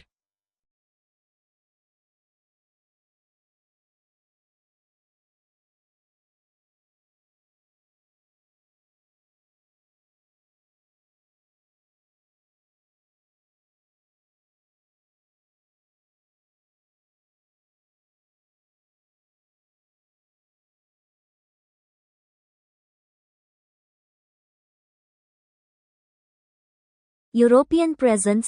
The arrival of European powers, including the Portuguese, Dutch, British, and French, posed a significant challenge to Mughal authority and trade. ஐரோப்பிய இருப்பு போர்த்துகீசியம் டச்சு பிரிட்டிஷ் மற்றும் பிரெஞ்சு உள்ளிட்ட ஐரோப்பிய சக்திகளின் வருகை முகலாய அதிகாரம் மற்றும் வர்த்தகத்திற்கு குறிப்பிடத்தக்க சவாலாக அமைந்தது. Social and cultural challenges. Religious tensions. The Mughal Empire was a Muslim dynasty ruling over a predominantly Hindu population, leading to religious tensions and conflicts. மத பதட்டங்கள் முகலாய பேரரசு ஒரு முஸ்லிம் வம்சமாக இருந்தது, இது பெரும்பான்மையான இந்து மக்களை ஆட்சி செய்தது, இது மத பதட்டங்கள் மற்றும் மோதல்களுக்கு வழிவகுத்தது. Cultural differences. The empire's diverse cultural heritage, including Muslim, Hindu, and other traditions, sometimes led to cultural conflicts and tensions. கலாச்சார வேறுபாடுகள் முஸ்லிம் இந்து மற்றும் பிற மரபுகள் உட்பட பேரரசின் மாறுபட்ட கலாச்சார பாரம்பரியம் சில நேரங்களில் கலாச்சார மோதல்கள் மற்றும் பதட்டங்களுக்கு வழிவகுத்தது. Social unrest. The empire faced social unrest, including peasant uprisings and artisan rebellions, due to economic hardship and social inequality. சமூக அமைதியின்மை பொருளாதார நெருக்கடி மற்றும் சமூக சமத்துவமின்மை காரணமாக பேரரசு விவசாயிகள் எழுச்சிகள் மற்றும் கைவினைஞர் கிளர்ச்சிகள் உள்ளிட்ட சமூக அமைதியின்மையை எதிர்கொண்டது. Military challenges. Military overextension. The Mughal Empire's extensive military campaigns and territorial expansion put a strain on its military resources. இராணுவ அதிகப்படியான விரிவாக்கம் முகலாய பேரரசின் விரிவான இராணுவ பிரச்சாரங்களும் பிராந்திய விரிவாக்கமும் அதன் இராணுவ வளங்களில் அழுத்தத்தை ஏற்படுத்தியது. Technological backwardness. The empire's military technology and tactics became outdated, making it vulnerable to external threats. தொழில்நுட்ப பின்தங்கிய தன்மை பேரரசின் இராணுவ தொழில்நுட்பம் மற்றும் தந்திரோபாயங்கள் காலாவதியானவை, இதனால் அது வெளிப்புற அச்சுறுத்தல்களுக்கு ஆளாக நேரிட்டது. Logistical challenges. The empire's vast territory and diverse geography posed logistical challenges for its military, including supply chain management and communication. தளவாட சவால்கள் பேரரசின் பரந்த பிரதேசம் மற்றும் மாறுபட்ட புவியியல் அதன் இராணுவத்திற்கு விநியோகச் சங்கிலி மேலாண்மை மற்றும் தகவல் தொடர்பு உள்ளிட்ட தளவாட சவால்களை முன்வைத்தன.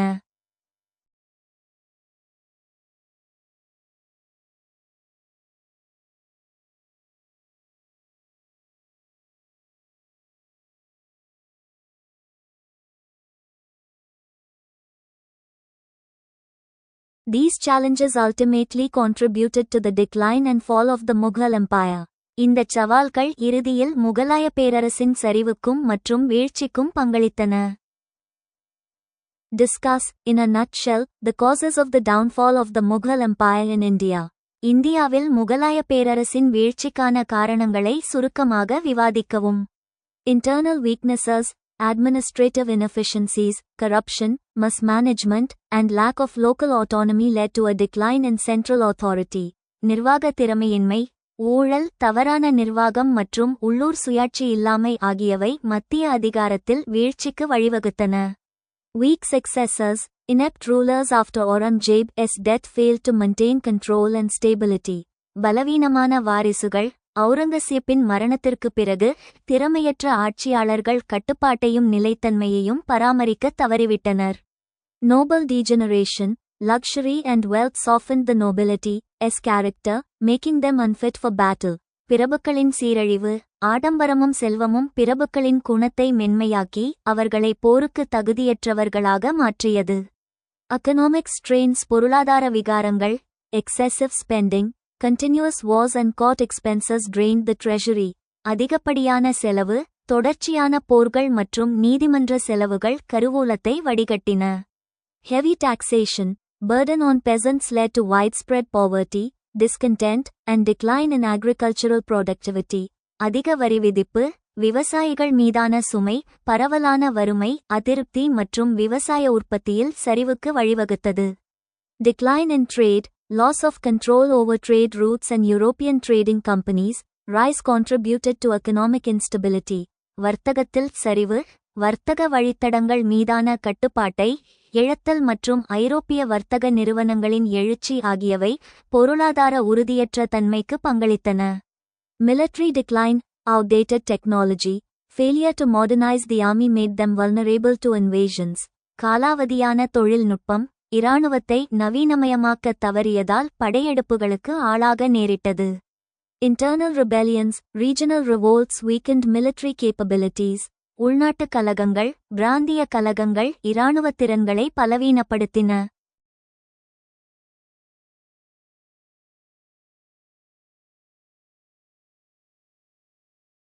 External pressures, foreign invasions, Nadir Shah's invasion 1739 and Ahmad Shah Abdali's repeated invasions drained the empire's wealth and prestige. வெளிநாட்டு படையெடுப்புகள், நாதிர் ஷாவின் படையெடுப்பு 1739 மற்றும் அகமது ஷா அப்தாலியின் தொடர்ச்சியான படையெடுப்புகள் பேரரசின் செல்வத்தையும் கௌரவத்தையும் குறைமதிப்பிற்கு உட்படுத்தின. European influence, East India Company's expansion undermined Mughal authority.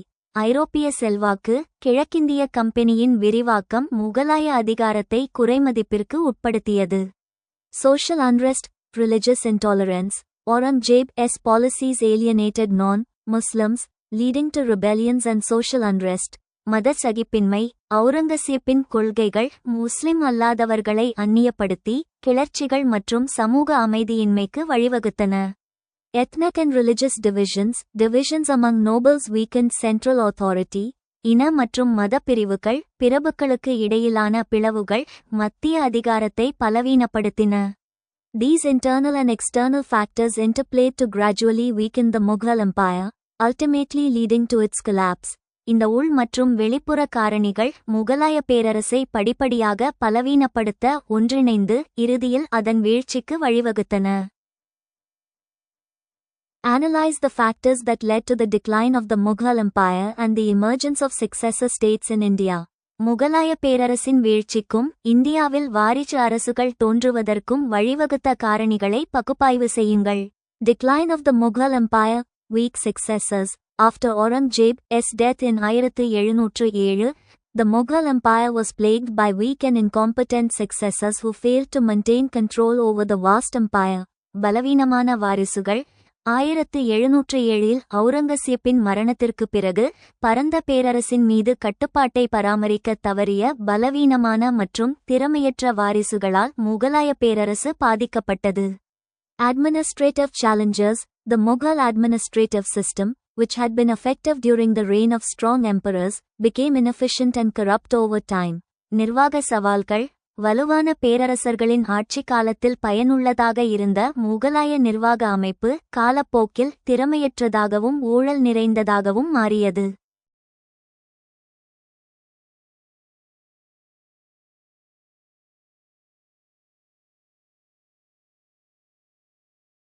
Economic strains. The empire faced significant economic challenges, including a decline in agricultural production, trade, and revenue collection. பொருளாதார நெருக்கடிகள், விவசாய உற்பத்தி, வர்த்தகம் மற்றும் வருவாய் வசூலில் சரிவு உள்ளிட்ட பேரரசு குறிப்பிடத்தக்க பொருளாதார சவால்களை எதிர்கொண்டது. Military weakness. The Mughal army, which had once been a powerful force, became weak and ineffective due to a lack of modernization and poor leadership. இராணுவ பலவீனம். ஒரு காலத்தில் சக்தி வாய்ந்த சக்தியாக இருந்த முகலாய இராணுவம் நவீனமயமாக்கல் இல்லாமை மற்றும் மோசமான தலைமை காரணமாக பலவீனமாகவும் பயனற்றதாகவும் மாறியது. External pressures. The empire faced external threats from neighboring kingdoms, including the Marathas, the Rajputs, and the Afghans. வெளிப்புற அழுத்தங்கள் மராட்டியர்கள், ராஜபுத்திரர்கள் மற்றும் ஆப்கானியர்கள் உள்ளிட்ட அண்டை ராஜ்ஜியங்களிலிருந்து பேரரசு வெளிப்புற அச்சுறுத்தல்களை எதிர்கொண்டது. Emergence of successor states, regionalism and local autonomy. As the Mughal Empire weakened, regional governors and local leaders began to assert their independence and establish their own kingdoms. பிராந்தியவாதம் மற்றும் உள்ளூர் சுயாட்சி. முகலாய பேரரசு பலவீனமடைந்ததால் பிராந்திய ஆளுநர்களும் உள்ளூர் தலைவர்களும் தங்கள் சுதந்திரத்தை உறுதிப்படுத்தவும் தங்கள் சொந்த ராஜ்ஜியங்களை நிறுவவும் தொடங்கினர். Rise of new power centers. The decline of the Mughal Empire created opportunities for new power centers to emerge, including the Maratha Confederacy, the Sikh Empire, and the Kingdom of Mysore. புதிய அதிகார மையங்களின் எழுச்சி, முகலாய பேரரசின் வீழ்ச்சி, மராட்டிய கூட்டமைப்பு, சீக்கிய பேரரசு மற்றும் மைசூர் இராச்சியம் உள்ளிட்ட புதிய அதிகார மையங்கள் தோன்றுவதற்கான வாய்ப்புகளை உருவாக்கியது. European influence. The European powers, particularly the British and the French, began to exert their influence in India, often supporting local leaders and kingdoms in their bid for power. ஐரோப்பிய செல்வாக்கு. ஐரோப்பிய சக்திகள், குறிப்பாக பிரிட்டிஷ் மற்றும் பிரெஞ்சுக்காரர்கள், இந்தியாவில் தங்கள் செல்வாக்கை செலுத்தத் தொடங்கினர், பெரும்பாலும் உள்ளூர் தலைவர்கள் மற்றும் ராஜ்ஜியங்களை அதிகாரத்திற்கான முயற்சியில் ஆதரித்தனர்.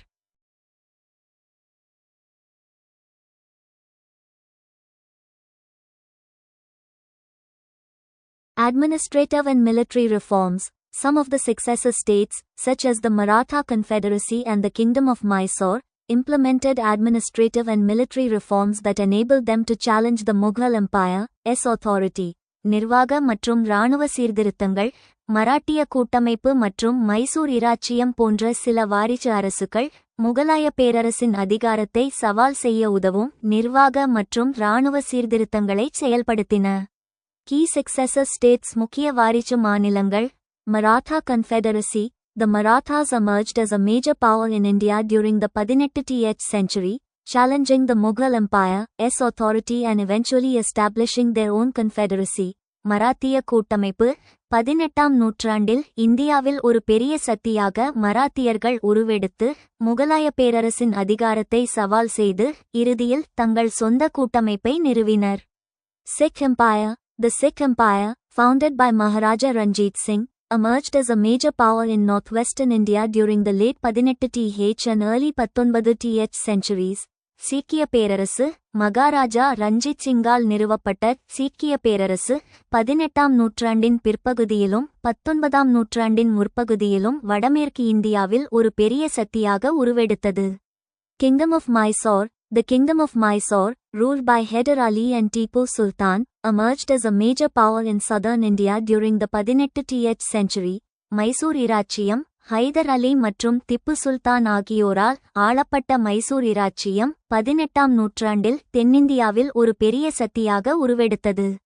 Legacy of the Mughal Empire. Cultural and architectural heritage. The Mughal Empire left a rich cultural and architectural heritage, including the Taj Mahal, the Red Fort, and other iconic monuments. கலாச்சார மற்றும் கட்டிடக்கலை பாரம்பரியம். முகலாய பேரரசு தாஜ்மஹால், செங்கோட்டை மற்றும் பிற சின்ன நினைவுச் சின்னங்கள் உட்பட ஒரு வளமான கலாச்சார மற்றும் கட்டிடக்கலை பாரம்பரியத்தை விட்டுச் சென்றது.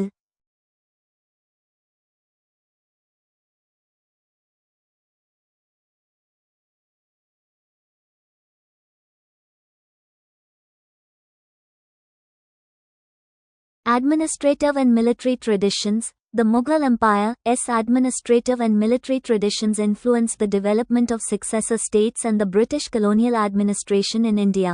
நிர்வாக மற்றும் இராணுவ மரபுகள். முகலாய பேரரசின் நிர்வாக மற்றும் இராணுவ மரபுகள் இந்தியாவில் வாரிசு அரசுகள் மற்றும் பிரிட்டிஷ் காலனித்துவ நிர்வாகத்தின் வளர்ச்சியை பாதித்தன.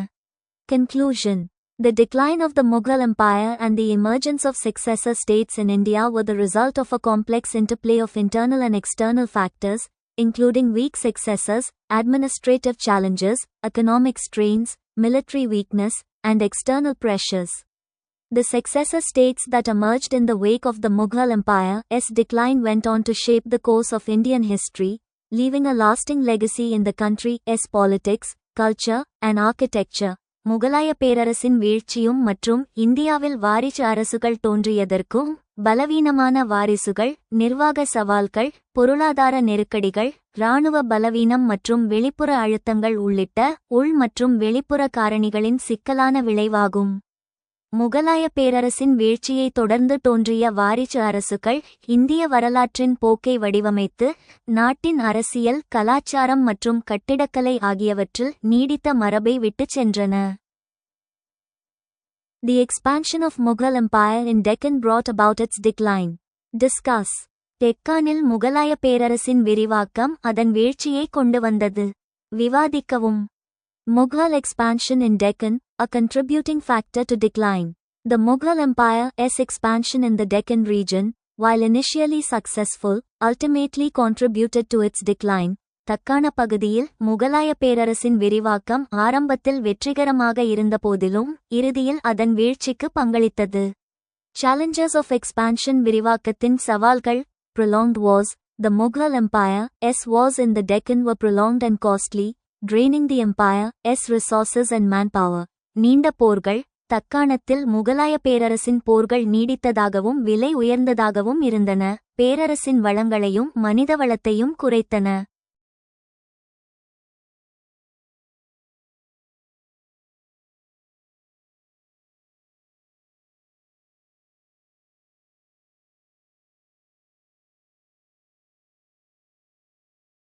Resistance from local powers. The Deccan region was home to powerful local kingdoms, such as the Marathas, which resisted Mughal expansion and created instability. உள்ளூர் சக்திகளின் எதிர்ப்பு. தக்காண பகுதி முகலாய விரிவாக்கத்தை எதிர்த்த மராட்டியர்கள் போன்ற சக்தி வாய்ந்த உள்ளூர் ராஜ்ஜியங்களின் தாயகமாக இருந்தது, மேலும் அவை உறுதியற்ற தன்மையை உருவாக்கின. Administrative challenges. The Mughal Empire faced significant administrative challenges in governing the vast and diverse territories of the Deccan. நிர்வாக சவால்கள். தக்காணத்தின் பரந்த மற்றும் பன்முகத்தன்மை கொண்ட பிரதேசங்களை நிர்வகிப்பதில் முகலாய பேரரசு குறிப்பிடத்தக்க நிர்வாக சவால்களை எதிர்கொண்டது. Consequences of expansion. விரிவாக்கத்தின் விளைவுகள். Financial loss. The Mughal Empire's expansion in the Deccan was costly, leading to a significant drain on the empire's finances. நிதி இழப்பு. தக்காணத்தில் முகலாய பேரரசின் விரிவாக்கம் விலை உயர்ந்ததாக இருந்தது, இது பேரரசின் நிதியில் குறிப்பிடத்தக்க சரிவுக்கு வழிவகுத்தது. Military collapse. The prolonged wars in the Deccan exhausted the Mughal military, weakening its effectiveness and morale. இராணுவ வீழ்ச்சி. தக்காணத்தில் நீடித்த போர்கள் முகலாய இராணுவத்தை சோர்வடையச் செய்து அதன் செயல்திறனையும் மன உறுதியையும் பலவீனமடைந்தது. Administrative instability. The Mughal Empire's administrative structure in the Deccan was often unstable, leading to corruption, rebellion, and regionalism. நிர்வாக நிலையற்ற தன்மை. தக்காணத்தில் முகலாய பேரரசின் நிர்வாக அமைப்பு பெரும்பாலும் நிலையற்றதாக இருந்தது, இது ஊழல், கிளர்ச்சி மற்றும் பிராந்தியவாதத்திற்கு வழிவகுத்தது. Impact on the Mughal Empire. முகலாய பேரரசின் மீதான தாக்கம். Decline of imperial authority. The challenges and consequences of expansion in the Deccan contributed to the decline of imperial authority, as regional powers and nobles gained more autonomy. ஏகாதிபத்திய அதிகாரத்தின் வீழ்ச்சி. பிராந்திய சக்திகளும் பிரபுக்களும் அதிக சுயாட்சியை பெற்றதால் தக்காணத்தில் விரிவாக்கத்தின் சவால்களும் விளைவுகளும் ஏகாதிபத்திய அதிகாரத்தின் வீழ்ச்சிக்கு பங்களித்தன.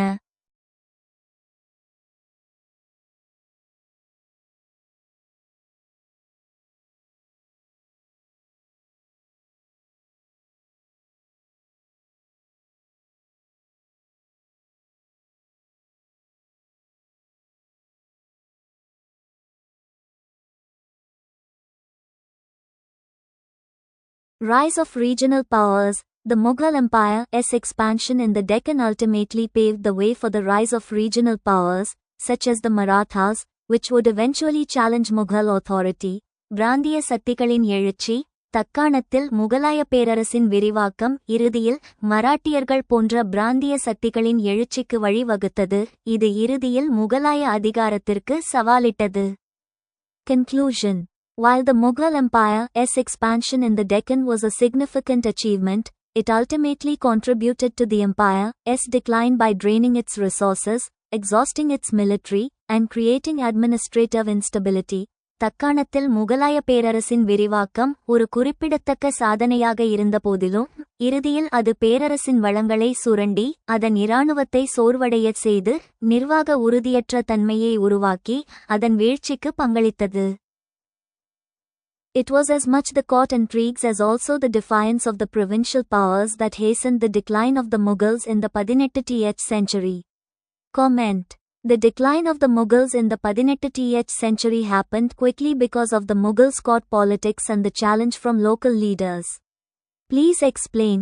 முகலாயர்களின் அரசவை அரசியல் மற்றும் உள்ளூர் தலைவர்களின் சவால்கள் காரணமாக 18ஆம் நூற்றாண்டில் முகலாயர்களின் வீழ்ச்சி விரைவாக நடந்தது.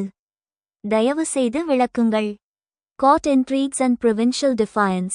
Factors in Mughal decline. நீதிமன்ற சூழ்ச்சிகள் மற்றும் மாகாண எதிர்ப்பாளர்கள் முகலாய வீழ்ச்சிக்கான காரணிகள். The decline of the Mughal Empire in the 18th century was quickened by both court intrigues and the opposition of provincial powers. 18ஆம் நூற்றாண்டில் முகலாய பேரரசின் வீழ்ச்சி, நீதிமன்ற சூழ்ச்சிகள் மற்றும் மாகாண அதிகாரங்களின் எதிர்ப்பால் துரிதப்படுத்தப்பட்டது. Court politics அரசவை அரசியல். Power struggles. Divisions within the imperial court engaged in power struggles, weakening the empire's central authority. அதிகார போராட்டங்கள். ஏகாதிபத்திய அரசவைக்குள் உள்ள பிரிவுகள் அதிகார போராட்டங்களில் ஈடுபட்டன, இது பேரரசின் மைய அதிகாரத்தை பலவீனப்படுத்தியது.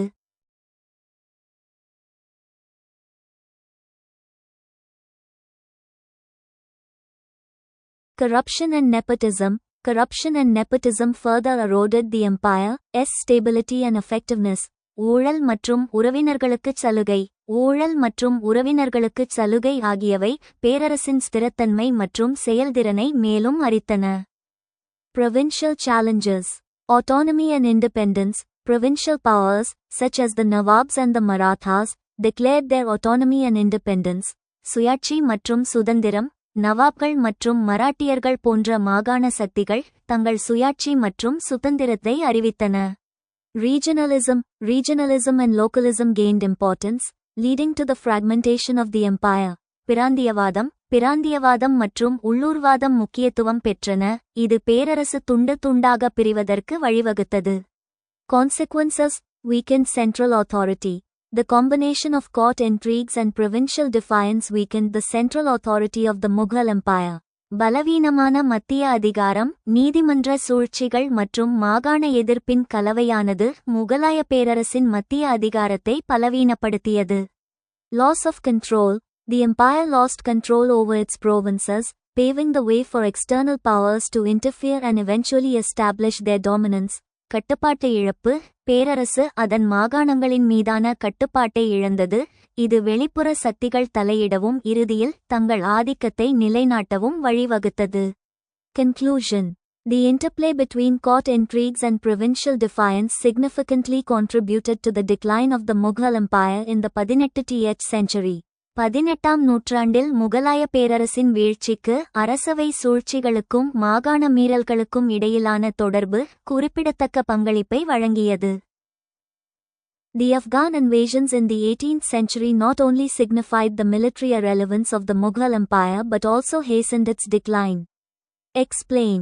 18ஆம் நூற்றாண்டில் நடந்த ஆப்கான் படையெடுப்புகள் முகலாய பேரரசின் இராணுவ பொருத்தமற்ற தன்மையை குறித்தது மட்டுமல்லாமல் அதன் வீழ்ச்சியையும் விரைவுபடுத்தின.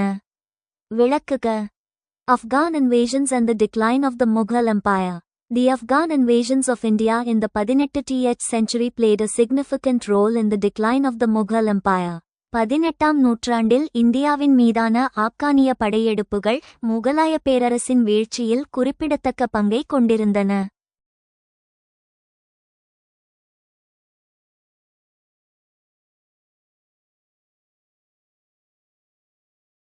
Military weakness ராணுவ பலவீனம், repeated invasions. The repeated Afghan invasions, led by Ahmad Shah Abdali, exposed the military weakness of the Mughal Empire. தொடர்ச்சியான படையெடுப்புகள் அகமது ஷா அப்தாலி தலைமையில் நடந்த தொடர்ச்சியான ஆப்கான் படையெடுப்புகள் முகலாய பேரரசின் இராணுவ பலவீனத்தை அம்பலப்படுத்தின. Loss of territory and resources. The invasions resulted in the loss of territory and resources, further weakening the empire's ability to defend itself. பிரதேசம் மற்றும் வளங்களை இழத்தல். படையெடுப்புகள் பிரதேசம் மற்றும் வளங்களை இழப்பதற்கு வழிவகுத்தன, இதனால் பேரரசு தன்னைத்தானே பாதுகாத்துக் கொள்ளும் திறனை மேலும் பலவீனப்படுத்தியது. பிளண்டர் வலதுபுறம் நோக்கிய அம்பு கொள்ளையடிக்கும் செயல். லூட் வலதுபுறம் நோக்கிய அம்பு கொள்ளையடிக்கப்பட்ட பொருள். Economic drain பொருளாதார சரிவு, plunder and loot. The Afghan invasions led to widespread plunder and loot, draining the empire's economic resources and worsened its financial crisis. கொள்ளை மற்றும் சூறையை. ஆப்கானிய படையெடுப்புகள் பரவலான கொள்ளை மற்றும் சூறைக்கு வழிவகுத்தன, பேரரசின் பொருளாதார சரிவுக்கும் மற்றும் அதன் நிதி நெருக்கடியை மோசமாக்கியது. Disruption of trade and commerce. The invasions disrupted trade and commerce, further weakening the empire's economic foundations. வர்த்தகம் மற்றும் வணிகத்தில் சீர்குலைவு. படையெடுப்புகள் வர்த்தகம் மற்றும் வணிகத்தை சீர்குலைத்து பேரரசின் பொருளாதார அடித்தளங்களை மேலும் பலவீனப்படுத்தின. Decline of imperial authority. ஏகாதிபத்திய அதிகாரத்தின் வீழ்ச்சி, weakening of central authority. The Afghan invasions weakened the central authority of the Mughal Empire, creating opportunities for regional powers to assert their independence. மத்திய அதிகாரத்தின் பலவீனம். ஆப்கானிய படையெடுப்புகள் முகலாய பேரரசின் மைய அதிகாரத்தை பலவீனப்படுத்தி பிராந்திய சக்திகள் தங்கள் சுதந்திரத்தை நிலைநாட்ட வாய்ப்புகளை உருவாக்கியது. Loss of legitimacy. The empire's inability to defend itself against external threats eroded its legitimacy and paved the way for its eventual decline. சட்டபூர்வமான தன்மை இழப்பு. வெளிப்புற அச்சுறுத்தல்களுக்கு எதிராக பேரரசு தன்னைத்தானே பாதுகாத்துக் கொள்ள இயலாமை, அதன் சட்டபூர்வமான தன்மையை அரித்து அதன் இறுதியில் வீழ்ச்சிக்கு வழி வகுத்தது.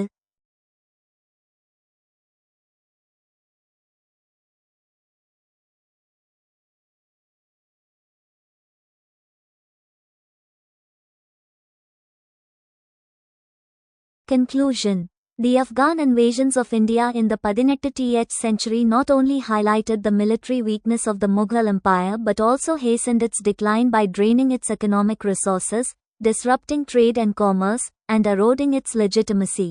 18ஆம் நூற்றாண்டில் இந்தியாவின் மீதான ஆப்கானிய படையெடுப்புகள் முகலாய பேரரசின் இராணுவ பலவீனத்தை எடுத்துக்காட்டியது மட்டுமல்லாமல் அதன் பொருளாதார வளங்களை சுரண்டி வர்த்தகம் மற்றும் வணிகத்தை சீர்குலைத்து அதன் நியாயத்தன்மையை குறைத்து அதன் வீழ்ச்சியை விரைவாக்கின.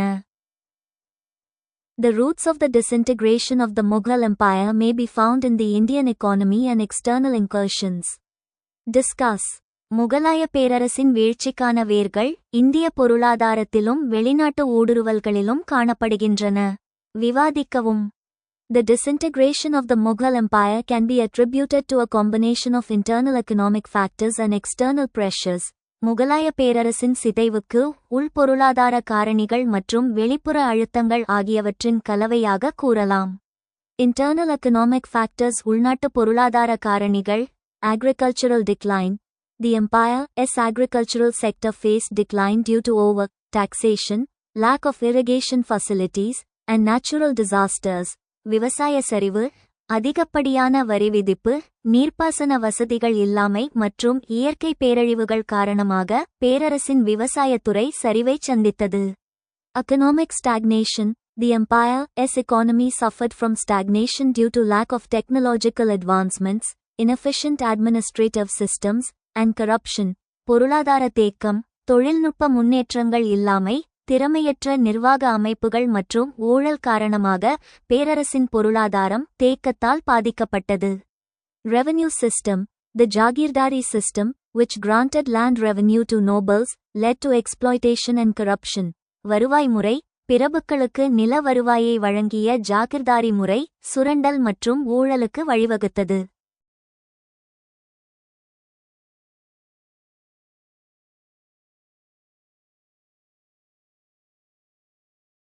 External pressures. வெளிப்புற அழுத்தங்கள். Invasions. The empire faced repeated invasions from neighboring kingdoms, including the Persians, Afghans, and Marathas. படையெடுப்புகள் பெர்ஷியர்கள், ஆப்கானியர்கள் மற்றும் மராட்டியர்கள் உள்ளிட்ட அண்டை ராஜ்ஜியங்களிலிருந்து பேரரசு தொடர்ச்சியான படையெடுப்புகளை எதிர்கொண்டது. European colonization. The arrival of European powers, particularly the British and French, posed a major challenge to the empire's authority and economy. ஐரோப்பிய காலனித்துவம், ஐரோப்பிய சக்திகளின் வருகை, குறிப்பாக பிரிட்டிஷ் மற்றும் பிரெஞ்சுக்காரர்கள் பேரரசின் அதிகாரத்திற்கும் பொருளாதாரத்திற்கும் ஒரு முக்கிய சவாலாக அமைந்தது. Maratha expansion. The Marathas, a powerful Hindu kingdom, expanded their territory at the expense of the Mughal Empire. மராட்டிய விரிவாக்கம். சக்தி வாய்ந்த இந்து இராச்சியமான மராட்டியர்கள் முகலாய பேரரசின் இழப்பில் தங்கள் பிரதேசத்தை விரிவுபடுத்தினர். Interplay between internal and external factors. உள் மற்றும் வெளிப்புற காரணிகளுக்கு இடையிலான தொடர்பு. Weakening of central authority. The empire's internal economic weaknesses and external pressures weakened the central authority, leading to regionalism and fragmentation. மத்திய அதிகாரத்தை பலவீனப்படுத்துதல். பேரரசின் உள்பொருளாதார பலவீனங்கள் மற்றும் வெளிப்புற அழுத்தங்கள் மத்திய அதிகாரத்தை பலவீனப்படுத்தி பிராந்தியவாதம் மற்றும் துண்டு துண்டாக வழிவகுத்தன. Rise of regional powers. The decline of the Mughal Empire created opportunities for regional powers to emerge, further fragmenting the empire. பிராந்திய சக்திகளின் எழுச்சி. முகலாய பேரரசின் வீழ்ச்சி பிராந்திய சக்திகள் வெளிப்படுவதற்கான வாய்ப்புகளை உருவாக்கியது, பேரரசை மேலும் துண்டு துண்டாக மாற்றியது. Conclusion. The disintegration of the Mughal Empire was a complex process, driven by a combination of internal economic factors and external pressures. The empire's inability to address its economic challenges and respond effectively to external threats ultimately led to its decline and fragmentation. முகலாய பேரரசின் சிதைவு என்பது உள் பொருளாதார காரணிகள் மற்றும் வெளிப்புற அழுத்தங்களின் கலவையால் இயக்கப்படும் ஒரு சிக்கலான செயல்முறையாகும். பேரரசு அதன் பொருளாதார சவால்களை எதிர்கொள்ளவும் வெளிப்புற அச்சுறுத்தல்களுக்கு திறம்பட பதிலளிக்கவும் இயலாமை இறுதியில் அதன் வீழ்ச்சிக்கும் துண்டு துண்டாக மாறுவதற்கும் வழிவகுத்தது.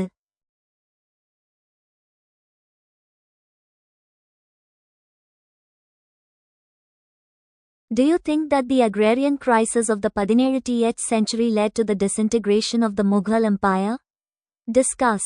17ஆம் நூற்றாண்டின் விவசாய நெருக்கடி முகலாய பேரரசின் சிதைவுக்கு வழிவகுத்தது என்று நீங்கள் நினைக்கிறீர்களா? விவாதிக்கவும். Agrarian crisis and the disintegration of the Mughal Empire. விவசாய நெருக்கடி மற்றும் முகலாய பேரரசின் சிதைவு. The agrarian crisis of the 17th century played a significant role in the disintegration of the Mughal Empire.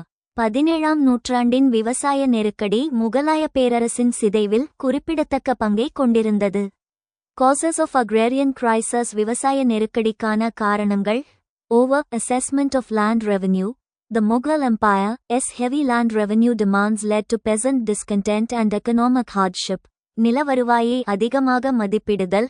முகலாய பேரரசின் அதிகமான நிலவரி கோரிக்கைகள் விவசாயிகளின் அதிருப்தியையும் பொருளாதார நெருக்கடியையும் ஏற்படுத்தின. Crop failures and famines.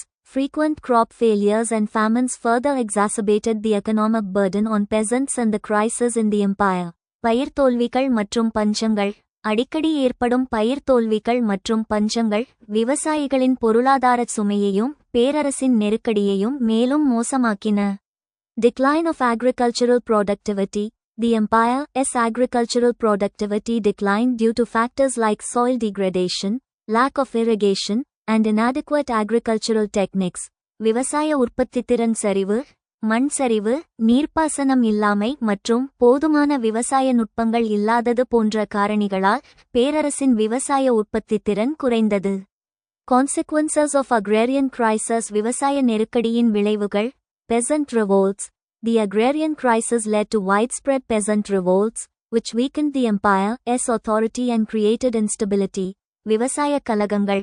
விவசாய நெருக்கடி பரவலான விவசாயிகளின் கிளர்ச்சிகளை ஏற்படுத்தியது, இது பேரரசின் அதிகாரத்தை பலவீனப்படுத்தி உறுதியற்ற தன்மையை உருவாக்கியது. Economic decline. The empire's economic decline, partly due to the agrarian crisis, reduced its ability to maintain a strong military and administrative structure. பொருளாதார சரிவு. விவசாய நெருக்கடி காரணமாக பேரரசின் பொருளாதார சரிவு வலுவான இராணுவ மற்றும் நிர்வாக கட்டமைப்பை பராமரிக்கும் திறனை குறைத்தது.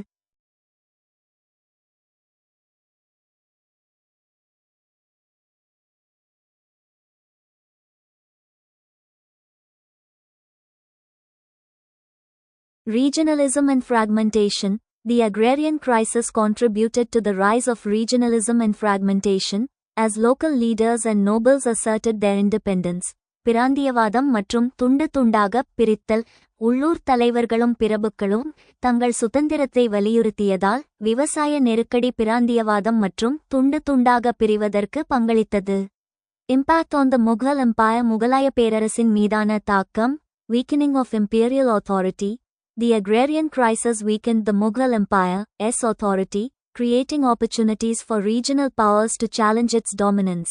ஏகாதிபத்திய அதிகாரம் பலவீனமடைதல். விவசாய நெருக்கடி முகலாய பேரரசின் அதிகாரத்தை பலவீனப்படுத்தியது. பிராந்திய சக்திகள் அதன் ஆதிக்கத்தை சவால் செய்ய வாய்ப்புகளை உருவாக்கியது. Decline of the empire. The cumulative effect of the agrarian crisis, along with other factors, ultimately contributed to the decline and disintegration of the Mughal Empire. பேரரசின் வீழ்ச்சி. விவசாய நெருக்கடியின் ஒட்டுமொத்த விளைவு பிற காரணிகளுடன் சேர்ந்து இறுதியில் முகலாய பேரரசின் வீழ்ச்சிக்கும் சிதைவுக்கும் பங்களித்தது. Conclusion. The agrarian crisis was a significant factor in the disintegration of the Mughal Empire, highlighting the complex interplay between economic, social, and political factors in shaping the empire's fate.